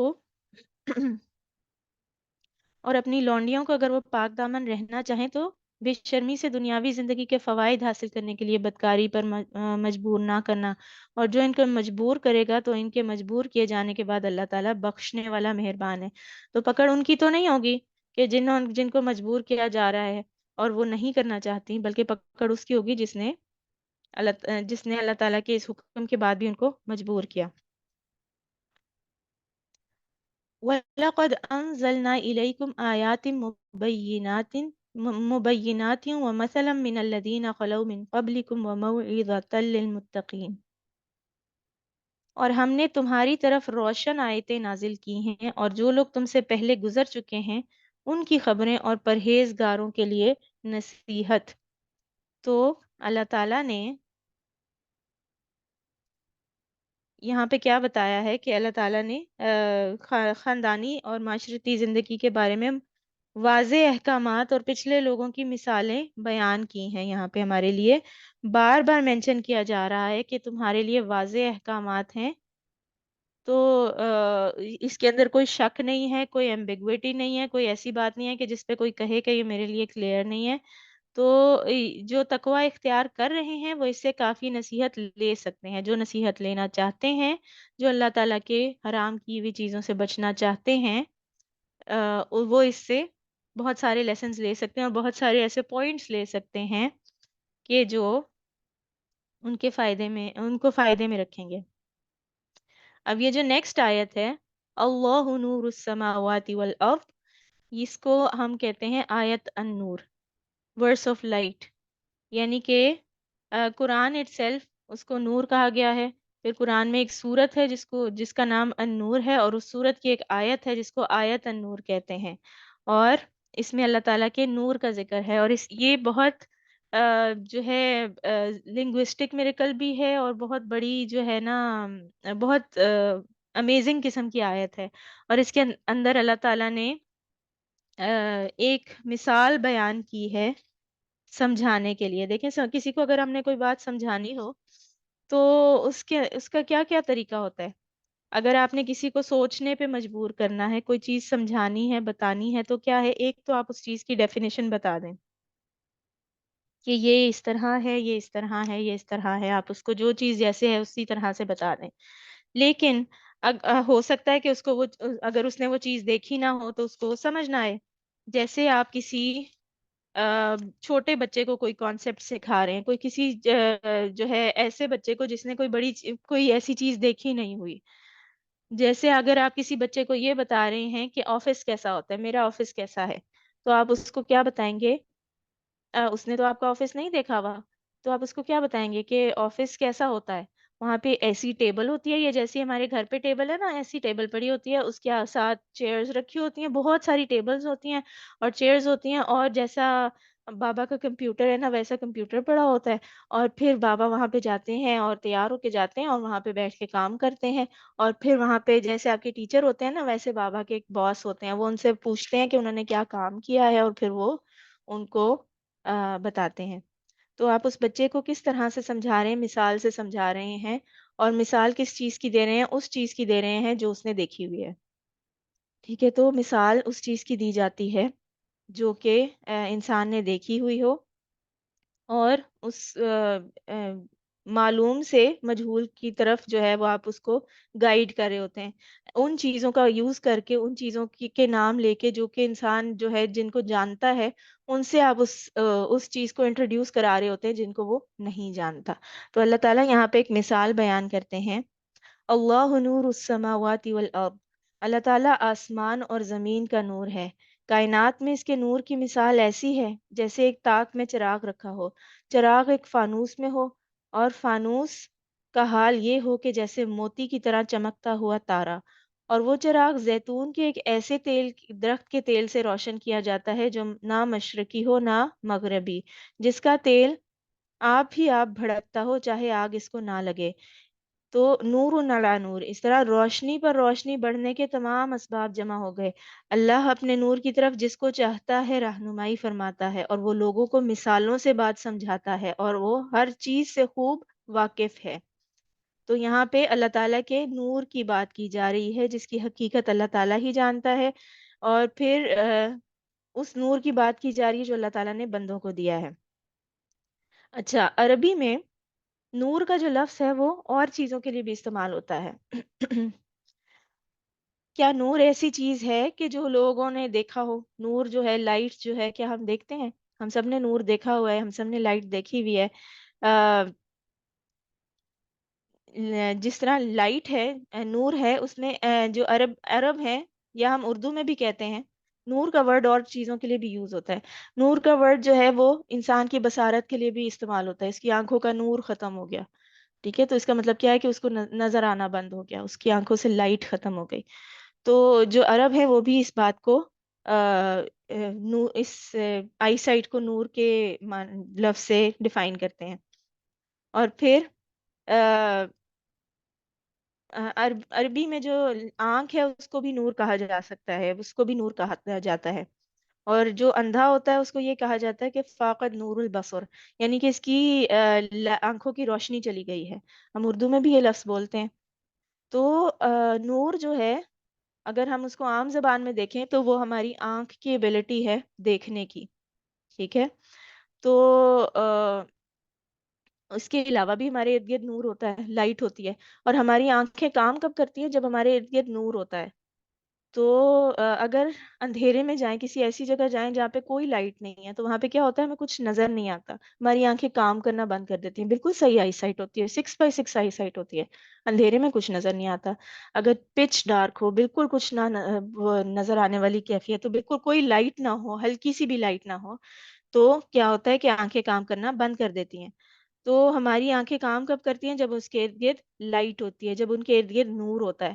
تو اگر ان کے ارد گرد نور نہ ہو تو ہماری آنکھوں کا کوئی مقصد نہیں رہ جاتا۔ تو ہماری طریقہ اپنے ارد گرد کے ماحول کو آبزرو کرنے کا کیا ہے کہ ہمارے پاس اس ماحول میں لائٹ موجود ہو۔ جب لائٹ آن ہوتی ہے تب نظر آتا ہے کہ کون سا فرنیچر کہاں پہ پڑا ہوا ہے، تب ہم اس سے بچ کے گزر سکتے ہیں۔ اگر لائٹ آف ہوتی ہے تو بہت امکان ہوتا ہے کہ ہمیں کسی نہ کسی چیز سے ٹھوکر لگ جائے، کیونکہ ہمیں نظر تو آ نہیں رہا ہوتا۔ تو ہماری آنکھوں کو ریالٹی کو آبزرو کرنے کے لیے، حقیقت کو دیکھنے کے لیے نور کی ضرورت ہوتی ہے۔ اور پھر دوسرا نور کیا ہے؟ وہ ہماری آنکھوں کے اندر ہے، کہ جو ہمیں دیکھنے، ہماری جو بصارت ہے اس کو بھی نور کہا جاتا ہے۔ تو یہ جب دونوں نور ملتے ہیں تب نظر آتا ہے۔ اگر کوئی اندھا ہو تو اس کے لیے لائٹ اور ڈارک جو ہے وہ ایک برابر ہے۔ اگر اس کے اندر جو آنکھوں کے اندر نور نہیں ہے اور باہر کا نور جو ہے وہ موجود ہے، یعنی کہ باہر کی لائٹ ہے، تو بھی اس کو نظر نہیں آتا۔ تو ہمیں نہیں سمجھ آتی اس وقت کہ وہ کوئی درخت کیسا لگتا ہے، ہمارے پیرنٹس کیسے لگتے ہیں، ہماری ارد گرد کی چیزیں کیسے لگتی ہیں، یہ جو ٹیبل ہے یہ کیسی ہے، یہ اسکرین جو ہے اس پہ کیا لکھا ہوا ہے، کچھ بھی نظر نہیں آتا. تو ہمیں نہ خوبصورتی نظر آتی ہے نہ بدصورتی نظر آتی ہے. تو بغیر اپنی آنکھ کے نور کے ہم کسی بھی اور نور کا فائدہ نہیں اٹھا سکتے. تو جو لوگ نہیں دیکھ سکتے وہ پھر کیا کرتے ہیں، وہ پھر اپنے ذہن کے اندر امیجن کرتے ہیں کہ اچھا یہ چیز کیسی ہوگی، اس کی کیا، اس کو ٹچ کرنے سے مجھے ایسا فیل ہو رہا ہے. تو ہمارے ذہن میں ایک خاکہ بن جاتا ہے. آپ اندھیرے میں کوئی چیز ٹچ کرتے ہیں تو آپ کے ذہن میں ایک خاکہ بنتا ہے کہ یہ کیا چیز ہے. تو اللہ تعالیٰ جو ہے وہ یہاں پہ اپنے آپ کو نور کہہ رہے ہیں، اللہ نور السماوات والارض. اور پھر کوئی عام نور نہیں، وہ اللہ تعالیٰ اپنے آپ کو کہہ رہے ہیں نور السماوات والارض، زمین اور آسمانوں کا نور. یعنی کہ یہ ایسا ہی ہے، اللہ تعالیٰ نے اپنے آپ کو رب نہیں کہا بلکہ رب العالمین کہا ہے، تمام جو ہے آسمانوں اور زمین کا رب. تو اس نے، اللہ تعالیٰ نے جو لائٹ ہے، جو نور ہے، اس کو آسمانوں اور زمین سے ایسوسیٹ کیا ہے. تو آسمانوں اور زمین کا جہاں پہ بھی لفظ آتا ہے اس کا مقصد کیا ہوتا ہے کہ جو ہمارا فزیکل یونیورس ہے، جو ہماری جو کائنات ہے، جو ہماری ایسی جو ہے رہنے کی جگہ ہے، یونیورس ہے. تو اللہ تعالیٰ اس سے ریفر کر رہے ہوتے ہیں. تو اب اللہ تعالیٰ جو ہیں وہ اپنے آپ کو کمپیئر کر رہے ہیں اس چیز سے کہ جس کو ہم یوز کرتے ہیں اپنی حقیقت کو جاننے کے لیے. ٹھیک ہے. تو اگر ہمارے ارد گرد جو آسمان اور زمین ہے، السماء الدنیا ہے اور باقی آسمان ہے، اگر ہم ان تک بھی پہنچ جائیں اور ہمیں نظر کچھ نہ آتا ہو تو ہم ان کو کیا ہی آبزرو کر لیں گے. آپ کسی بہت خوبصورت گارڈن میں جائیں، وہاں پہ آپ جا کے کسی ایسے شخص کو لے جائیں کہ جس کی نظر نہیں ہے، جو اندھا ہے، اس کو لے کے جائیں تو وہ وہاں پہ اسمیل کر لے گا شاید کچھ چیزیں، لیکن اس کو نظر تو کچھ بھی نہیں آئے گا. اس کو یہ نہیں پتا چلے گا کہ یہ کس کلر کے پھول ہیں، یہ کس کلر، یہ پھول ہیں تو یہ کیسے لگ رہے ہیں. شاید وہ ان کو ٹچ کر کے تھوڑا سا امیجن کر لے، لیکن اس کو حقیقت جو ہے وہ اپنی اصلیت میں نظر نہیں آئے گی. تو اسی طرح اللہ تعالیٰ جو یہاں پہ کہہ رہے ہیں وہ کیا کہہ رہے ہیں کہ اللہ تعالیٰ کے علاوہ، اللہ تعالیٰ کی بغیر آپ حقیقت نہیں دیکھ سکتے اپنے ارد گرد کی. آپ کو کچھ، آپ اگر کچھ دیکھنے کے قابل بھی، آپ کی نظر ٹھیک ہے 6x6 ہے، لیکن آپ اس کے باوجود بھی اللہ تعالیٰ کے بغیر اس کو اس کی اپنی اصلیت میں نہیں دیکھ پائیں گے. آپ جو آپ کو لگتا ہے کہ آپ کو وہ نظر آ رہا ہے، لیکن اللہ تعالیٰ کے بغیر آپ اس کو اس کی اصل حقیقت میں نہیں دیکھ سکیں گے. اور پھر ایک اندھے انسان کی طرح جب جیسے وہ اس کو تھوڑا بہت کچھ فیل ہو جاتا ہے، کچھ کسی چیز کی موجودگی کا احساس ہو جاتا ہے، تو وہ کیا کرتا ہے کہ اس کو امیجن کرنا شروع کر دیتا ہے. تو آپ بھی اس اندھے انسان کی طرح امیجن کرنے لگیں گے کہ آخرت ایسی ہوگی، آسمان میں یہ ہوگا، اس فلانی جگہ یہ ہوگا. اس طرح کر کے آپ جو ہے چیزوں کی حقیقت کے بارے میں تکے بازی لگانا شروع کر دیتے ہیں. یہ جو درخت ہے یہ خود بخود اگایا ہوگا، سائنس کی وجہ سے اگایا ہوگا، اس طرح کے تکے لگانا شروع کر دیتے ہیں. تو آپ اصل میں جو ہے آپ دیکھ رہے ہوتے ہیں سب کچھ، اور آپ کو اپنا راستہ بالکل اپنے خیال میں صحیح نظر آ رہا ہوتا ہے، لیکن آپ کیا ہوتے ہیں، گمراہ ہوتے ہیں، گم ہوتے ہیں، اس دنیا کے اندر گم ہوتے ہیں. آپ کو کوئی آئیڈیا نہیں ہوتا کہ آپ کہاں پر ہیں. بالکل ایسے ہی جیسے کسی اندھے شخص کو کسی ایسی جگہ چھوڑ دیا جائے جس سے وہ فیملیئر نہیں ہے، اور وہ وہاں پہ کیا ہوگا، بھٹکتا پھرے گا. تو ہم بھی اسی طرح بھٹکنے لگتے ہیں اللہ تعالیٰ کی سہارے کے بغیر. اور اللہ تعالیٰ نے اپنے آپ کو جو نور کہا ہے وہ کیا ہے، جو جس کے پاس اللہ تعالیٰ ہے اس کے پاس ایک جس کا اللہ تعالیٰ پر ایمان ہے، اس کے پاس کیا ہے، ایک اصل نور ہے جو کہ ان کو ہیلپ کرتا ہے چیزوں کو ان کی اصلیت دکھانے کی. لیٹ سے کہ میں ایک چیز کو دیکھ رہی ہوں، لیٹ سے کہ میں ایک درخت کو دیکھ رہی ہوں، اور کوئی ایک ایسا انسان ہے کہ جو درختوں کے اوپر ریسرچ کرتا ہے، جو پودوں کے اوپر، گرینری کے اوپر ریسرچ کرتا ہے. وہ بندہ دیکھ رہا ہے، ایگریکلچر سے ریلیٹڈ کوئی بندہ ہے، وہ اس درخت کو دیکھ رہا ہے. تو میں دیکھوں گی کہ یہ درخت اتنا خوبصورت ہے، اس کے اوپر پھل لگے ہوئے ہیں، اچھا یہ سیب کا درخت ہے، اچھا اس کے اوپر جو ہے ابھی تھوڑے تھوڑے سیب لگے ہوئے ہیں.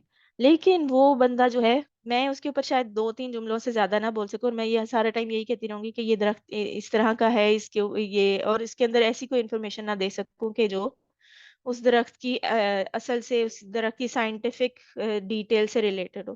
لیکن وہ شخص جو اس کے اوپر ریسرچ کرتا ہے وہ کیا کرے گا، وہ اس درخت کے اوپر بک بھی لکھ سکتا ہے، اس درخت کی ساخت کے اوپر، اس کے ساری چیزوں کے اوپر بک بھی لکھ سکتا ہے. لیکن لیٹ سے کہ وہ جو شخص ہے وہ ایمان والا نہیں ہے اور میرے پاس ایمان ہے، میں اللہ تعالیٰ پر یقین رکھتی ہوں، میں اللہ تعالیٰ میں پر ایمان رکھتی ہوں. تو پھر وہ جو شخص ہے اس کو اس درخت کی ساری چیزوں کا پتہ ہوگا لیکن وہ درخت کی اصلیت نہیں جانتا ہوگا. اصلیت کیا ہے؟ وہ اللہ تعالیٰ کی مخلوق ہے. وہ جو اس مخلوق کا مقصد تھا وہ خالق سے جوڑنا تھا، وہ اس مقصد تک نہیں پہنچ سکے گا. لیکن کیونکہ میرے پاس اللہ تعالیٰ کے اوپر یقین ہے، اللہ تعالیٰ کے اوپر ایمان ہے، تو میرا اس کے اوپر ایڈوانٹیج کیا ہے، میں اس کے مقابلے میں زیادہ فائدے میں کس طرح ہوں، کیونکہ مجھے یہ پتا ہے میرے پاس نور السماواتی والارض ہے، آسمانوں اور زمین کا نور ہے، جس سے مجھے پتا چل جاتا ہے کہ یہ جو درخت ہے یہ کس کی ملکیت ہے، یہ اللہ تعالیٰ کی ملکیت ہے. اور اللہ تعالیٰ نے اس کو ایسا بنایا ہے اور اللہ تعالیٰ کے اذن کے بغیر اس پہ نہ کچھ اگ سکتا تھا، نہ یہ خود اگ سکتا تھا، نہ یہ پھل لا سکتا تھا، نہ یہ ہرا بھرا ہو سکتا تھا.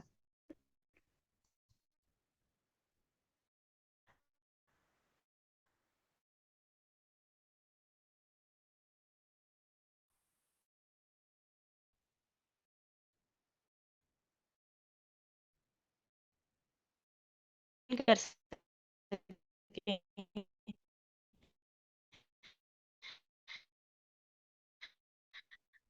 تو جب کوئی چیز اس طرح اتنی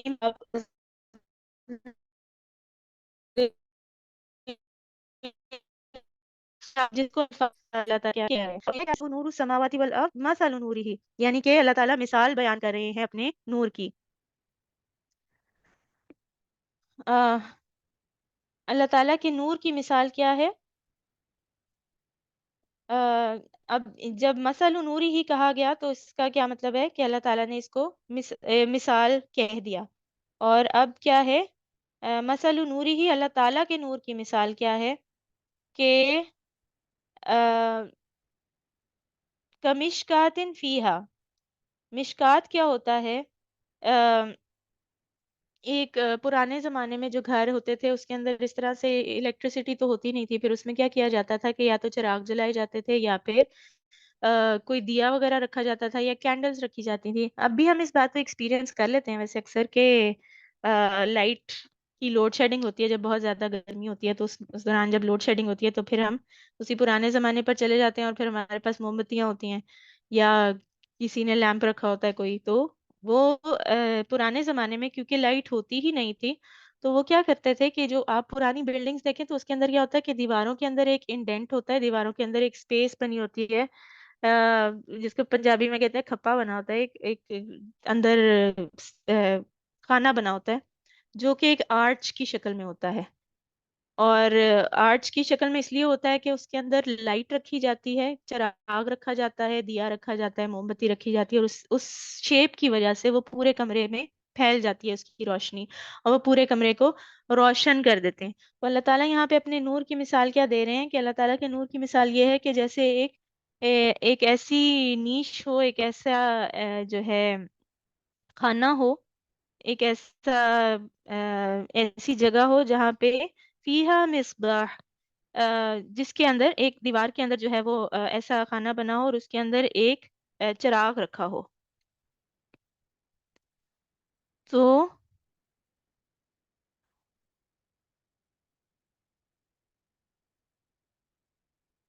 اچھا، فیہا مصباح، اس کے اندر ایک لیمپ پڑا ہوا ہے. اور المصباح فی زجاجہ، جو لیمپ ہے اس کے ارد گرد ایک گلاس ہے.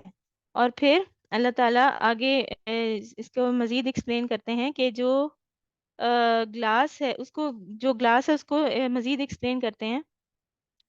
لیکن جو انٹرسٹنگ بات ہے اس میں وہ یہ ہے کہ ہم یہ سوچ رہے ہیں کہ یہ ایک ایسا گھر ہے اور ایسا کمرہ ہے کہ جو اوریجنلی ڈارک ہے اور وہاں پہ ایک لائٹ کی ضرورت تھی اس کو روشن کرنے کے لیے. تو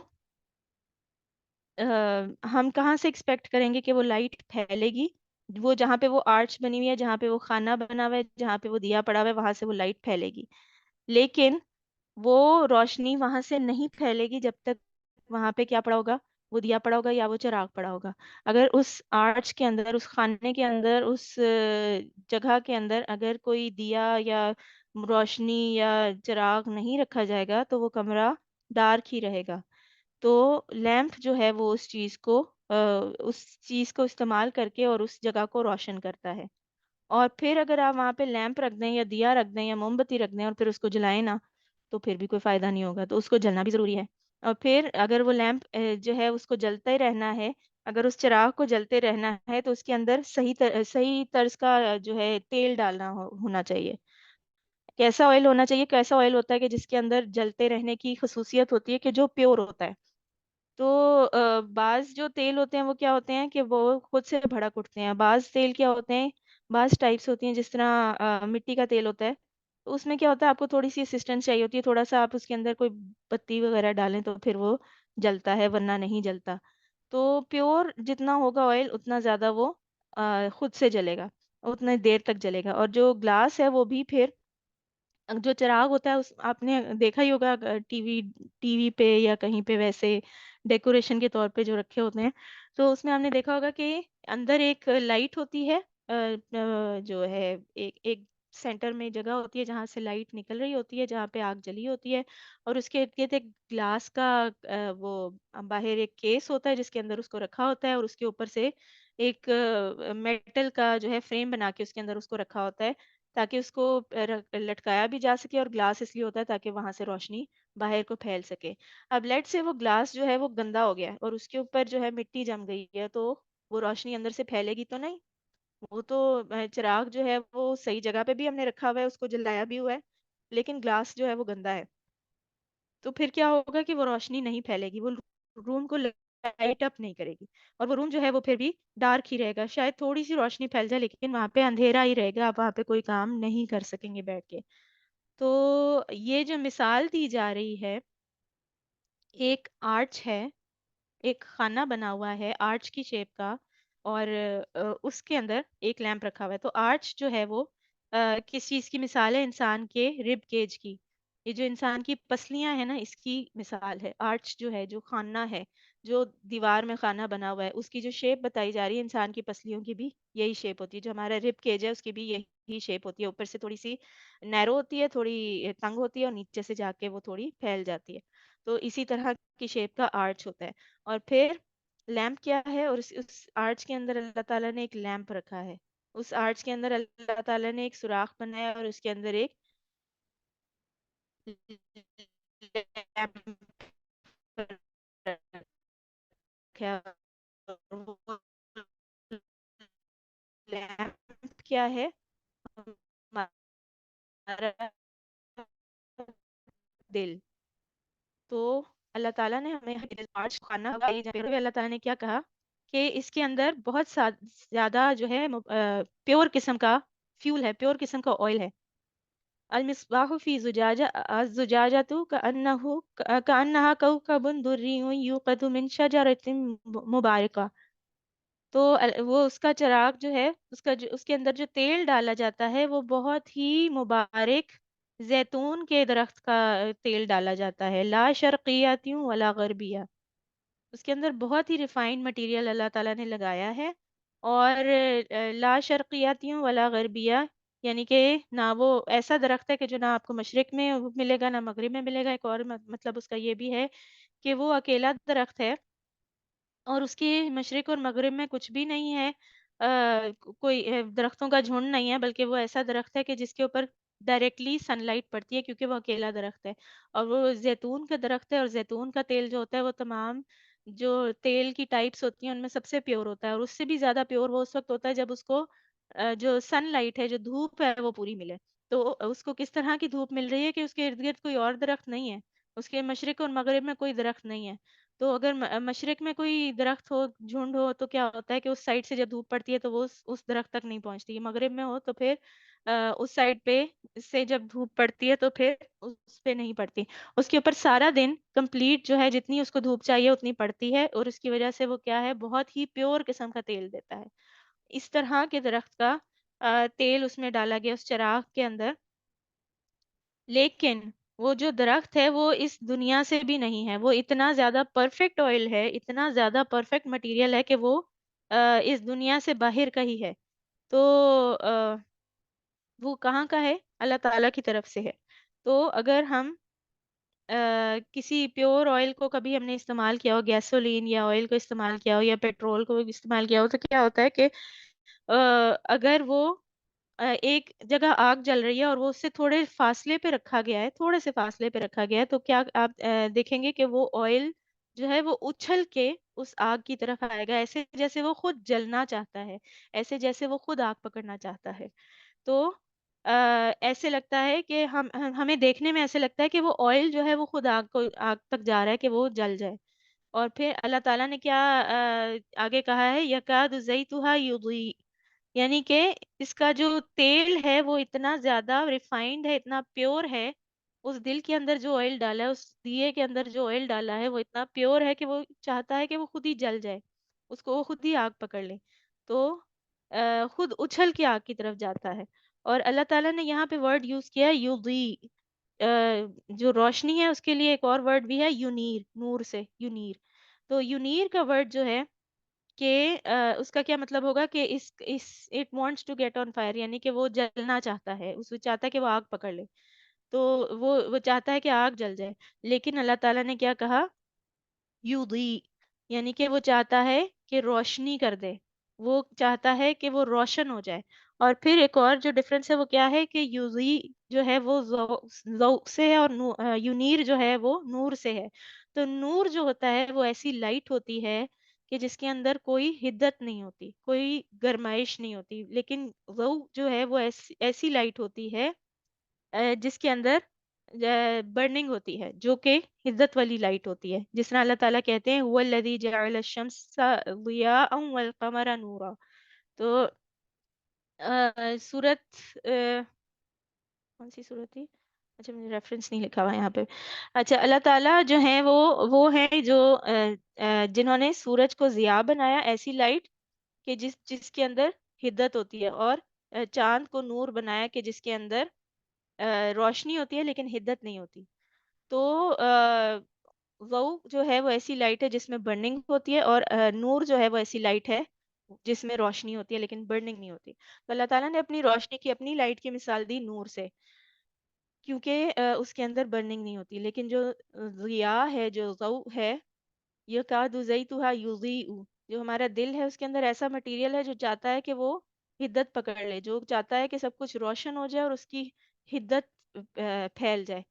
تو جب ہمارے دل کے اندر ایمان کا نور آتا ہے نا، تو کیا ہوتا ہے، ہدایت کا نور آتا ہے، جو تو کیا ہوتا ہے کہ ایک تھوڑی تکلیف اٹھانی پڑتی ہے، اندر جلن ہوتی ہے، کچھ نہ کچھ سیکریفائز کرنی پڑتی ہے. تو وہ جو روشنی بھی پھیلتی ہے نا، وہ تھوڑی حدت والی روشنی ہوتی ہے، ہمیں اندر سے تھوڑا سا جلاتی ہے، ہمیں تھوڑا سا چینج کرتی ہے وہ. لیکن اللہ تعالیٰ کا جو نور ہے، اللہ تعالیٰ تو اس بات کے محتاج نہیں ہے. تو اللہ تعالیٰ کا نور ایسا ہے کہ جس کے اندر حدت نہیں ہے. وَلَوْ تَمْسَسْهُ نَارٌ، یعنی کہ وہ جو تیل ہے وہ اتنا ریفائنڈ ہے کہ وہ خود بھڑک اٹھنا چاہتا ہے، بغیر اس کے کہ آگ اس تک خود پہنچائی جائے، بلکہ وہ خود آگ تک پہنچ جاتا ہے. نور علی نور، لائٹ اپون لائٹ، روشنی روشنی پر. اور اکثر جگہ ہم یہ جو ہے نا فریز سنتے ہیں، نور علی نور بھی سنتے ہیں، لائٹ اپون لائٹ بھی سنتے ہیں. تو اب تھوڑا سے سمپل ورڈز میں ایک دفعہ پھر سے ڈیفائن کر لیتے ہیں. اللہ تعالیٰ نے ہمارا رب کیج بنایا، اس کے اندر اللہ تعالیٰ نے ہمارا دل رکھا، دل کے اندر ایک، اور وہ جو آئل کی مثال دی جا رہی ہے وہ کس بات کی مثال ہے؟ ہر انسان جو ہے وہ فطرت پہ پیدا ہوتا ہے، ہر انسان کی فطرت ہوتی ہے اللہ تعالیٰ کی طرف سے. جب وہ آیا ہوتا ہے تو اللہ تعالیٰ اس کے دل میں ایمان کا نور ڈال کے بھیجتے ہیں، اور پھر وہ جو ہے اس دنیا میں رہ کے یا تو اس نور کو بجھا دیتا ہے، یا تو وہ اپنے جو ہے گلاس کو جو ہے وہ گندا کر دیتا ہے اس دنیا کے پیچھے لگ کے، اور یا پھر اس کو اسی طرح وہ صاف ستھرا رہتا ہے گلاس، اور وہ جو اس کا آئل ہوتا ہے وہ بالکل اسی طرح سے صاف ستھرا رہتا ہے. بعض لوگ جو ہوتے ہیں وہ ان کا نیچر ایسا ہوتا ہے کہ وہ آسانی سے کنونس نہیں ہوتے، اور بعض لوگوں کا نیچر ایسا ہوتا ہے کہ وہ آسانی سے کنونس ہو جاتے ہیں. تو ہر ایک کے دل کے اندر جو مٹیریل ڈلا ہوا ہے، جو آئل ڈلا ہوا ہے، اس کی وہ جو ہے اس کے اندر کتنا میل کچیل شامل ہوتا ہے، یہ چینج ہوتا رہتا ہے. یہ ہر ایک بندے پہ ڈپینڈ کرتا ہے. تو جب اس کے پاس آگ آتی ہے، وہ جو نور، جو باہر سے جو روشنی آ رہی ہے، وہ وَلَوْ تَمْسَسْهُ النَّارُ، وہ کون سی روشنی ہے؟ وہ اللہ تعالیٰ کی جو نور ہدایت ہے، جو اللہ تعالیٰ آسمان سے اللہ تعالیٰ نے جو ہدایت نازل کی ہے، قرآن کا نور ہے، جو اسلام کا نور ہے، جو نبی صلی اللہ علیہ وآلہ وسلم کی احادیث کا نور ہے. جب وہ اس کو ٹچ کرتا ہے تو وہ اتنا پیور آئل ہوتا ہے، بعض لوگوں کا اتنا پیور آئل ہوتا ہے کہ وہ ایک دم سے بھڑک اٹھتا ہے.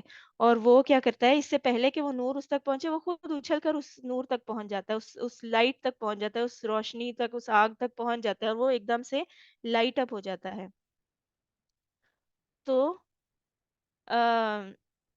اب ہم نے یہاں پہ کیا، اور پھر اس کے بعد کچھ ایسے لوگ ہوتے ہیں کہ جن کے لیے، جن کا جو وہ آئل ہوتا ہے وہ بہت زیادہ ریفائنڈ نہیں رہتا، وہ تھوڑا سا زمانے کی اندر گھومنے پھرنے سے تھوڑا سا گندا ہو جاتا ہے. تو اس سے کیا ہوتا ہے، ان کو تھوڑا سا ٹائم لگتا ہے، تھوڑی سی ان کو پش چاہیے ہوتی ہے، تھوڑا سا ان کو دوسروں کی سپورٹ چاہیے ہوتی ہے، دوسروں کی طرف سے جو ہے زیادہ دعوت کی ضرورت ہوتی ہے. تو اس کے بعد کیا ہوتا ہے کہ اس کا جو وہ آگ ہوتی ہے وہ بھڑک اٹھتی ہے، اور بعض لوگوں نے اتنا گندا کر لیا ہوتا ہے کہ وہ جلتا ہی نہیں ہے، اس کے اندر اتنی امپیورٹیز آ جاتی ہیں کہ وہ جلتا ہی نہیں ہے. تو اللہ تعالیٰ کے بارے میں ہمیں یہاں اس آیت سے کیا پتہ چلتا ہے کہ اللہ تعالیٰ ایسا نور ہے کہ جن کے ذریعے جو ہمیں اصل ریالٹی سے متعارف کراتا ہے. لیکن اللہ تعالیٰ کہتے ہیں کہ یہ لائٹ اور جو باہر کی روشنی ہے یہ کسی فائدے کی نہیں ہوگی کہ اگر آپ کی آنکھیں بند ہیں یا اگر آپ اندھے ہیں. اور پھر آپ کے دل کے اندر کون سی روشنی موجود ہونی چاہیے؟ آپ کے اندر کا جو نور ہے وہ کون سا ہونا چاہیے؟ آپ کا دل جو ہے وہ روشن ہونا چاہیے. تو اللہ تعالیٰ یہ کہتے ہیں کہ جب یہ صاف دل جس کے اندر یہ نور ایمان موجود ہے، باہر کی روشنی یعنی کہ باہر کی لائٹ یعنی کہ جو ہدایت کا نور ہے، جو وحی کا نور ہے، اس سے ملتا ہے، جب یہ دونوں لائٹس ملتی ہیں تو اس سے کیا ہوتا ہے، انسان کا اندر باہر روشن ہو جاتا ہے. انسان کی، آپ یہ دیکھیں کہ آپ کی آنکھوں کا جو نور ہے وہ آپ کو چیزیں دیکھنے پہ جو ہے آپ کو کیپیبل بناتا ہے. اب آپ باہر کسی ایسی بہت روشن جگہ پہ جائیں، کوئی بہت جگمگاتی ہوئی جگہ پہ جائیں، تو وہاں پہ کیا ہوتا ہے، آپ کی آنکھوں کا نور جو ہے وہ آپ کو وہ لائٹ دکھاتا ہے کہ جو آپ کو آپ کو فیل ہوتا ہے کہ ہر چیز جو ہے وہ بہت برائٹ ہو گئی ہے، بہت زیادہ روشن ہو گئی ہے.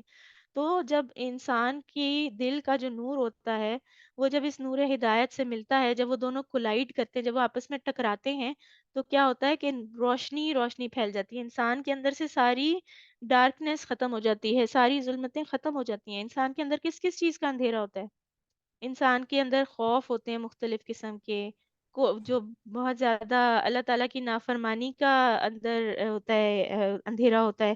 پھر انسان کے اندر دکھ ہوتے ہیں بہت سارے، انسان کے اندر تکلیفیں ہوتی ہیں، اور کیا ہوتا ہے، انسان کے اندر سیڈنس ہوتی ہے بہت زیادہ، جیلسی ہوتی ہے، بہت زیادہ نیگیٹو فیلنگز جو ہوتی ہیں ان کا اندھیرا ہوتا ہے.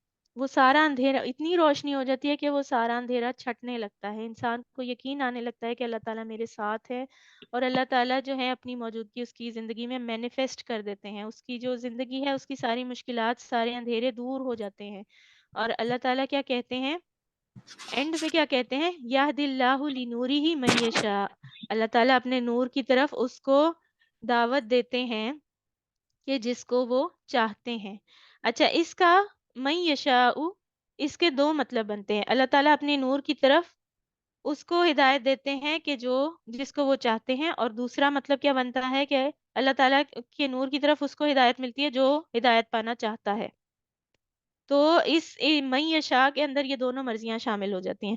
اور پھر اس سے کیا پتہ چلتا ہے کہ اللہ تعالیٰ جو ہیں، جو جو بھی چاہتا ہے، نور حاصل کرنا چاہتا ہے، ہدایت حاصل کرنا چاہتا ہے، اللہ تعالیٰ اس کو یہ نور دے دیتے ہیں. لیکن اس کے لیے اس کی اپنی نیت ہونی ضروری ہے. اگر وہ خود نہیں چاہے گا، خود ولنگ نہیں ہوگا، تو پھر اتنی جو قیمتی چیز ہے وہ اس کو بغیر خواہش کے نہیں دی جائے گی. اس چیز کی خواہش کرنی پڑتی ہے، اس چیز کی طلب کرنی پڑتی ہے، اس چیز کی طرف خود بڑھنا پڑتا ہے. تو پھر کیا ہوتا ہے، اللہ تعالیٰ وہ نور دے دیتے ہیں. اور پھر وَيَضْرِبُ اللَّهُ الْأَمْثَالَ لِلنَّاسِ، اور اللہ تعالیٰ جو ہیں وہ انسانوں کے لیے اگزامپلز دیتے ہیں.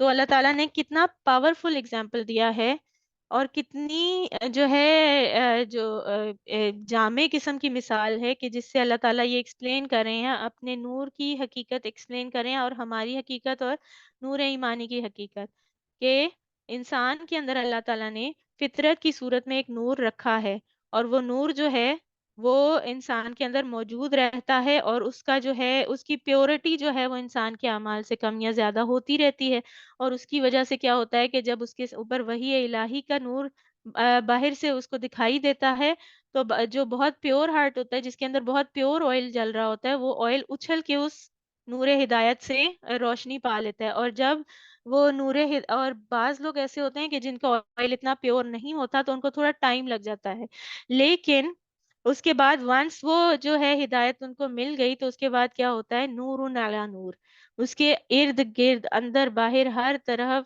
روشنی ہو جاتی ہے، اس کا اندر باہر روشن ہو جاتا ہے، اس کے اندر سے سارے اندھیرے چھٹ جاتے ہیں، اور پھر کیا ہوتا ہے، اس کے ارد گرد روشنی ہی روشنی پھیل جاتی ہے۔ تلاوت سنیے۔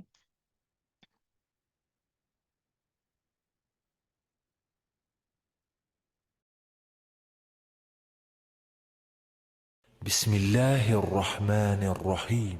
الله نور السماوات والأرض، مثل نوره كمشكاة فيها مصباح،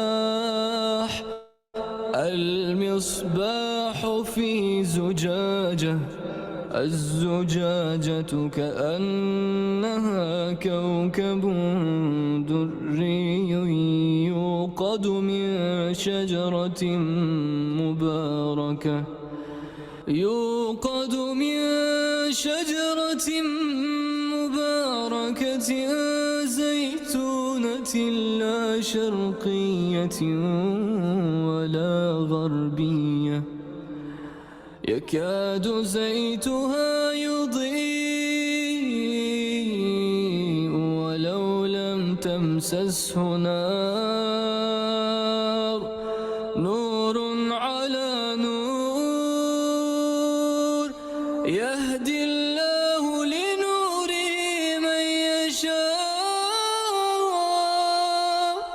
ويضرب الله الأمثال للناس،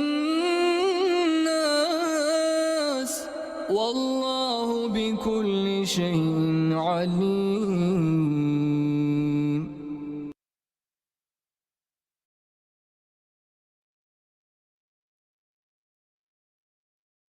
جی، اگلی آیت میں، بلکہ اگلی آیت پہ جانے سے پہلے اگر آپ میں سے کوئی اس بارے میں کوئی بات کرنا چاہے، کچھ کہنا چاہے تو موسٹ ویلکم۔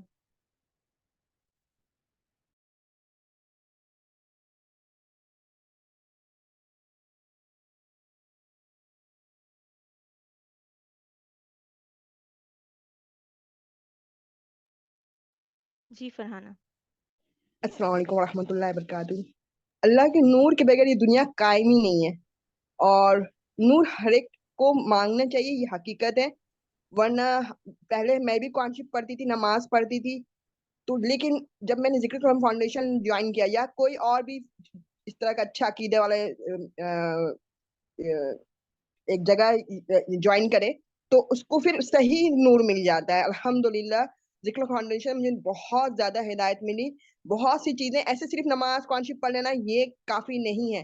جب تک ہم چیزوں کو سمجھیں گے، اللہ نے بتایا ہے کہ قرآن صرف پڑھنے کا نہیں ہے۔ مجھے یہ اچھے طریقے سے سمجھ میں آیا کہ دو لفظ بھی پڑھوں تو اس کو سمجھ کے پڑھوں۔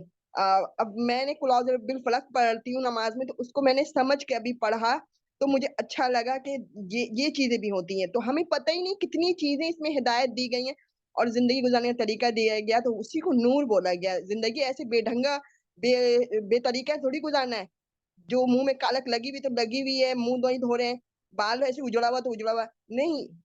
رہنے کے سہنے کے طریقے ہوتے ہیں، تمیز ہوتے ہیں۔ اللہ نے اتنا بولنے کے طریقہ، ہر چیز میں اتنا اعتدال دیا ہے، اتنا اعتدال دیا ہے، اور ہم لوگ سب ایسی ٹیڑے میڑے انداز میں زندگی گزار رہے ہیں۔ یہ مجھے بہت زیادہ، پھر حضرت ابراہیم السلام کا واقعہ، وہ جب نا ان کے ابا ان کو وہ تو خود غلط راہ پہ تھے، لیکن انہوں نے کیا کہا کہ اللہ مجھے ہدایت دیں گے، اور وہ اللہ مجھے صحیح بتا دیں گے کہ میں کہاں جا رہا ہوں۔ وہ ڈائریکشن ان کو اللہ نے دے دی، انہوں نے اللہ سے مانگا تو اللہ نے دے دی ڈائریکشن۔ یہ میں نے بتانا تھا بس۔ بارک اللہ فیک۔ کہنے کا مقصد یہ ہے کہ کیونکہ اللہ تعالیٰ کا نور، اللہ تعالیٰ نے ہمارے دل میں جو نور ڈالا ہوا ہے، ہم نے اس کو ڈم نہیں ہونے دیا، اور ہم نے اللہ تعالیٰ سے اس نور کی عافیت کی دعا مانگی، تو اللہ تعالیٰ سے ہدایت مانگی، اللہ تعالیٰ سے وہ لائٹ مانگی، وہ آگ مانگی کہ جو باہر سے آ کے ہمارے دل کے چراغ کو مزید بھڑکا دے، تو اللہ تعالیٰ نے ہمیں وہ اس طلب کے بدلے وہ ہدایت دے دی۔ تو اپنے دل میں ہدایت کی طلب رکھیں، اللہ تعالیٰ سے مانگتے رہیں، اور اس بات پہ یقین رکھیں کہ اللہ تعالیٰ کی مدد کے بغیر آپ کو یہ نور نہیں مل سکتا، اللہ تعالیٰ کی مدد کے بغیر آپ کو اصل حقیقت نظر نہیں آ سکتی۔ بارک اللہ فیک۔ الحمدللہ۔ جی روبینہ کا مائک کام نہیں کر رہا، انشاءاللہ ان سے کل ہم ضرور کامنٹ سنیں گے۔ کوئی اور کچھ کہنا چاہے؟ السلام علیکم۔ وعلیکم السلام۔ ماشاء اللہ بہت ہی پیارا ایکسپلین کیا نور کے متعلق۔ مجھے بس ماشاء اللہ سمجھ میں آیا ہے۔ مجھے یہ پوچھنا ہے کہ اگر ہم اپنے بچوں کو اسی آیت کو بولے کہ وہ اس کو ریسائٹ کریں، یاد کریں، تاکہ ان کو بھی یہ مطلب کہ اللہ تعالیٰ کا نور، ان کا نور جو ہے وہ عطا ہو، تو کوئی دعا اس طرح کی ہے، یہی آیت کو ہم خود یاد کریں اور بچوں کو بولیں گے یاد کریں اس کو؟ ایک دعائے نور ہے، انشاءاللہ میں کل شیئر کر دوں گی، حدیث سے ثابت ہے، نور حاصل کرنے کی دعا ہے، تو جی وہ بھی پڑھ سکتے ہیں ہم۔ ویسے اپنے ورڈز میں بھی اللہ تعالیٰ سے نور ہدایت کی دعا کر سکتے ہیں، ہم اس بات کی دعا کر سکتے ہیں کہ اللہ تعالیٰ ہمارے دل میں جو آپ نے نور ایمان رکھا ہے، جو فطرت رکھی ہے، اس کو پاکیزہ رکھیں، اتنی پاکیزہ رکھیں کہ جب ہم تک ہدایت آئے تو وہ ڈیفلیکٹ نہ ہو جائے، وہ ہمارے شیشے سے ٹکرا کے واپس نہ چلی جائے، بلکہ اس کے اندر آ جائے۔ جی اور بالکل۔ دوسرا یہ ہے کہ اپنے بچوں کو یہ یاد ضرور کروائیں، بہت اچھی آیت ہے، بہت عظیم آیت ہے، لیکن اس کے ساتھ ساتھ ان کو اس کی سمجھ بھی دیں۔ جی جی جزاک اللہ خیر۔ بارک اللہ فیک۔ جی کوئی اور؟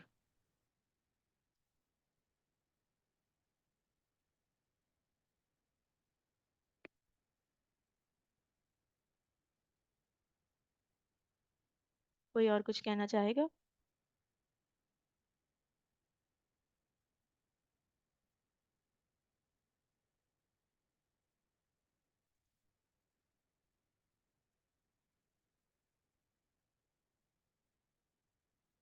چلیں ہم آگے چلتے ہیں۔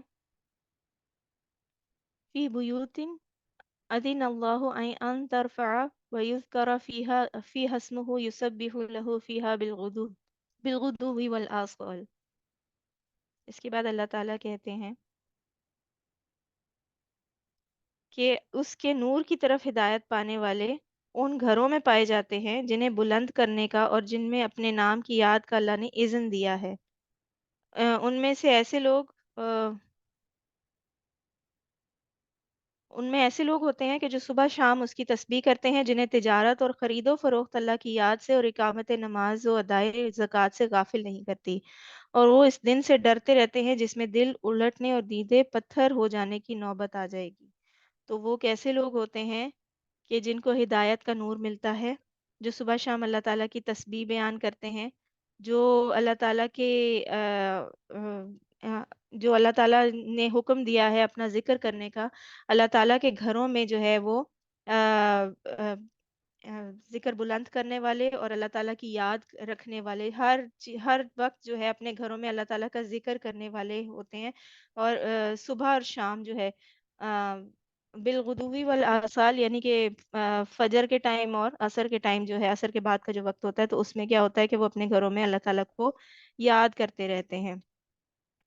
تو ان کا عمل مخصوص جگہوں پر مخصوص طریقے سے ہوتا ہے، اور عام طور پر بھی وہ اللہ تعالیٰ کا ذکر کرتے رہتے ہیں، یعنی کہ جب مسجد میں جاتے ہیں تو وہ وہاں کے پروٹوکول کا، وہاں کی جو ہے ایٹیکیٹس کا خیال رکھتے ہیں، مسجد کے جو سارے وہاں پہ اخلاقیات جو دکھانے کی ضرورت ہے اس کا خیال رکھتے ہیں، اور اس کے علاوہ بھی وہ اپنی روزمرہ روٹین کے اندر اللہ تعالیٰ کا ذکر کرتے رہتے ہیں، استغفار کرتے رہتے ہیں۔ کسی سگنل پہ رکے ہیں، گاڑی ابھی نہیں چل رہی اور وہ فارغ بیٹھے ہیں، وہ جو 5-10 منٹ ہیں اس کو ادھر ادھر دیکھنے میں ضائع نہیں کریں گے، بلکہ وہ کیا کریں گے کہ اللہ تعالیٰ کا ذکر کرتے رہیں گے۔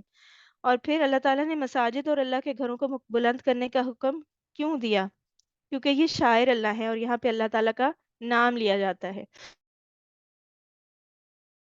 بلند کرنے کا مقصد یہ نہیں ہے کہ اس کو بہت زیادہ اونچا کر کے بنا دیا جائے، بہت سیڑھیاں لگا دی جائیں، بلکہ اس کا مطلب کیا ہے کہ وہاں پہ اللہ تعالیٰ کے ذکر کی آواز بلند ہو، وہاں سے اللہ تعالیٰ کا ذکر سنائی دے.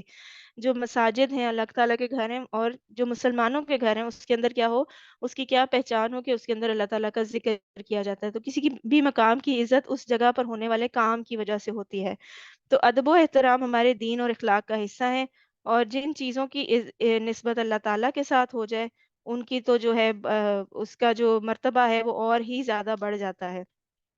اور پھر ہدایت جو ہوتی ہے وہ صرف اللہ تعالیٰ کی طرف سے ہوتی ہے. آپ جس کی ہدایت کی حرص رکھیں گے، اس کو ہدایت دے نہیں سکتے، بلکہ جب تک اس کے اندر سے خود طلب نہ ہو. اور کچھ لوگ جو ہوتے ہیں وہ نور فطرت پر ہوتے ہیں، ان کو جو ہی ہدایت کا کنیکشن ملتا ہے تو وہ چراغ کی طرح بھڑک اٹھتے ہیں اور سب روشن کر دیتے ہیں. تو وہ اللہ تعالیٰ نے ہمارے اندر پوٹینشل رکھا ہے. اصل مومن وہ ہوتا ہے جو خود کو نہیں بلکہ ماحول کو تبدیل کر دے. جب اللہ تعالیٰ کا نور اس کے اندر آتا ہے تو کیا ہوتا ہے، وہ اتنا لائٹ اپ ہو جاتا ہے کہ اس کے ارد گرد بیٹھنے والے کو بھی اس سے جو ہے خیر ملتی ہے. جو نبی صلی اللہ علیہ وآلہ وسلم نے اچھے دوست کی مثال دی ہے کہ جس طرح جو خوشبو سیل کرنے والا ہوتا ہے کہ آپ اس سے مل کے آئیں تو آپ کے ہاتھوں پہ سے آپ کے جسم سے کچھ نہ کچھ خوشبو آ ہی جاتی ہے، چاہے آپ اس سے لے کے لگائے نہیں. تو امام شافعی نے اپنے استاد سے اپنے حافظے کی شکایت کی، تو انہوں نے ہدایت کی کہ گناہ چھوڑ دو، کیونکہ علم ہدایت کا نور ہے، اور نور گناہ گاروں کو نہیں ملتا. تو جو منہ موڑ کر چلا جاتا ہے، اللہ تعالیٰ اس کے پیچھے نہیں جاتے، اللہ تعالیٰ اس کو جانے دیتے ہیں. تو آپ کتنا بھی برائٹ لیمپ نہ خرید لیں، جب تک آپ اس کے اندر فیول نہیں ڈالیں گے، آئل نہیں ڈالیں گے، جب تک وہ لائٹ اپ نہیں ہوگا. آپ کا دل آپ کی نظر میں کتنا بھی قیمتی، اگر اس کے اندر نور ایمان نہیں ہے، نور ہدایت نہیں ہے، آپ نے اس کو ڈم کر دیا ہے، دنیا میں کی جو ہے میں مشغول ہو کے ڈم کر دیا ہے، تو وہ اس وقت تک آگ نہیں پکڑے گا جب تک آپ اس کو ریفائن نہیں کریں گے. تو اصل اندھیروں میں وہ ہے جو اللہ تعالیٰ کے نور ہدایت سے غافل ہے.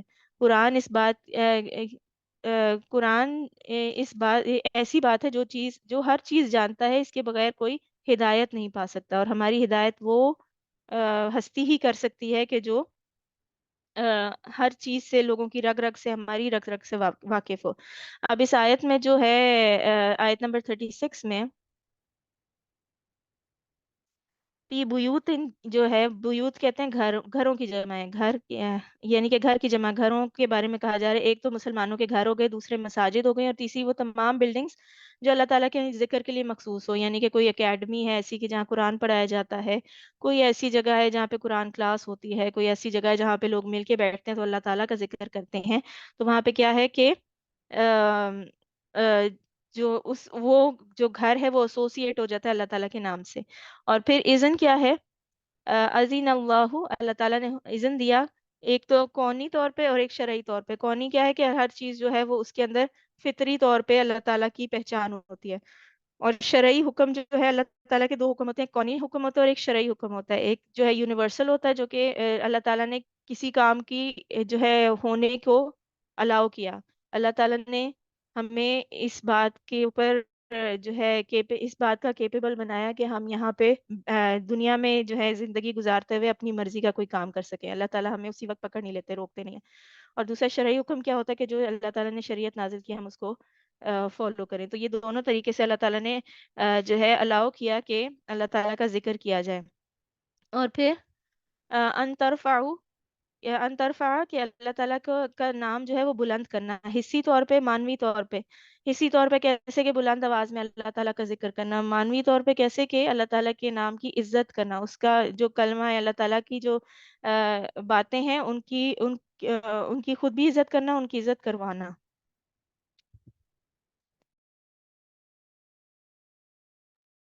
اور پھر وَيَذْكُرْ وَيُذْكَرَ فِيهَا اسْمُهُ يُسَبِّحُ لَهُ فِيهَا.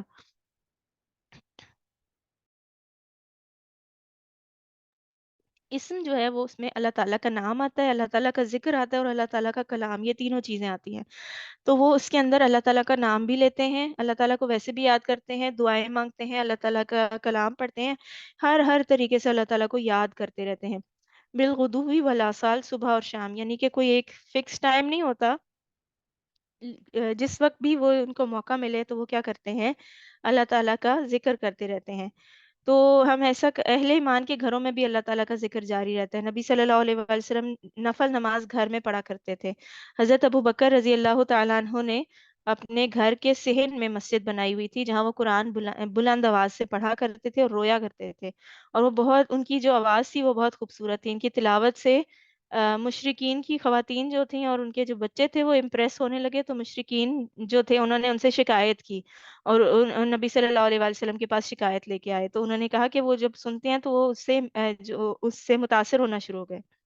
تو ہم ایسا کر سکتے ہیں، اب کے اپنے گھروں میں کوئی ایسا کارنر بنا لیں، کوئی پریئر کارنر بنا لیں، کوئی ایک روم مخصوص کر لیں کہ یہاں پہ جا کے ہم اللہ تعالیٰ کا ذکر کریں گے. اور ہم ویسے بھی جگہ بدل بدل کر بھی نماز پڑھ سکتے ہیں اپنے گھروں میں.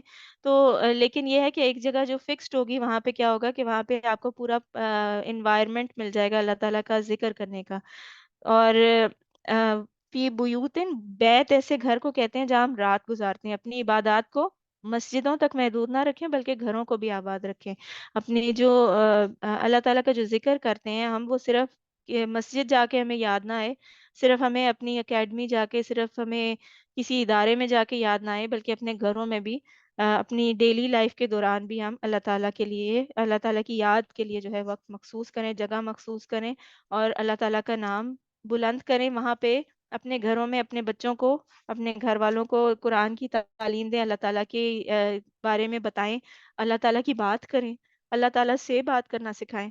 تو یہ جو ساری چیزیں ہیں یہ کیا کریں گی کہ ہمارے گھروں کو جو ہے وہ بلند کر دیں گی. وہ گھر جو کہ زمین پر جن میں اللہ تعالیٰ کا ذکر کیا جاتا ہے یا جن کے اندر اللہ تعالیٰ کو یاد کیا جاتا ہے، ایک حدیث کا مفہوم ہے کہ وہ گھر جو ہیں وہ فرشتوں کو، یعنی کہ وہ آسمان میں جو فرشتے ہوتے ہیں ان کو وہ سٹارز کی طرح نظر آتے ہیں. جس طرح ہم رات کو باہر نکلتے ہیں تو ہمیں آسمان میں سٹارز نظر آتے ہیں نا، تو وہ گھر جو ہے وہ فرشتوں کو سٹارز کی طرح چمکتے ہوئے واضح نظر آتے ہیں. تو اگر آپ چاہتے ہیں کہ آپ کے گھر جو ہے وہ اس طرح سے نظر آئے تو اپنے گھر میں اللہ تعالیٰ کے ذکر کی جو لائٹ ہے اس کو روشن کر دیں.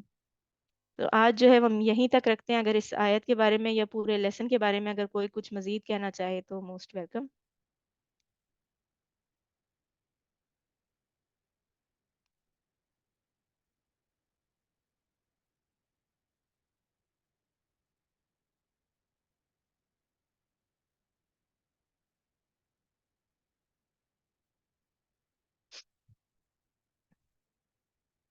جی اگر کوئی کامنٹ نہیں ہے تو پھر ہم اس کو اینڈ کرتے ہیں یہاں پہ. سبحانک اللہم و بحمدک، اشہد ان لا الہ الا انت، استغفرک و اتوب الیک. السلام علیکم ورحمۃ اللہ وبرکاتہ.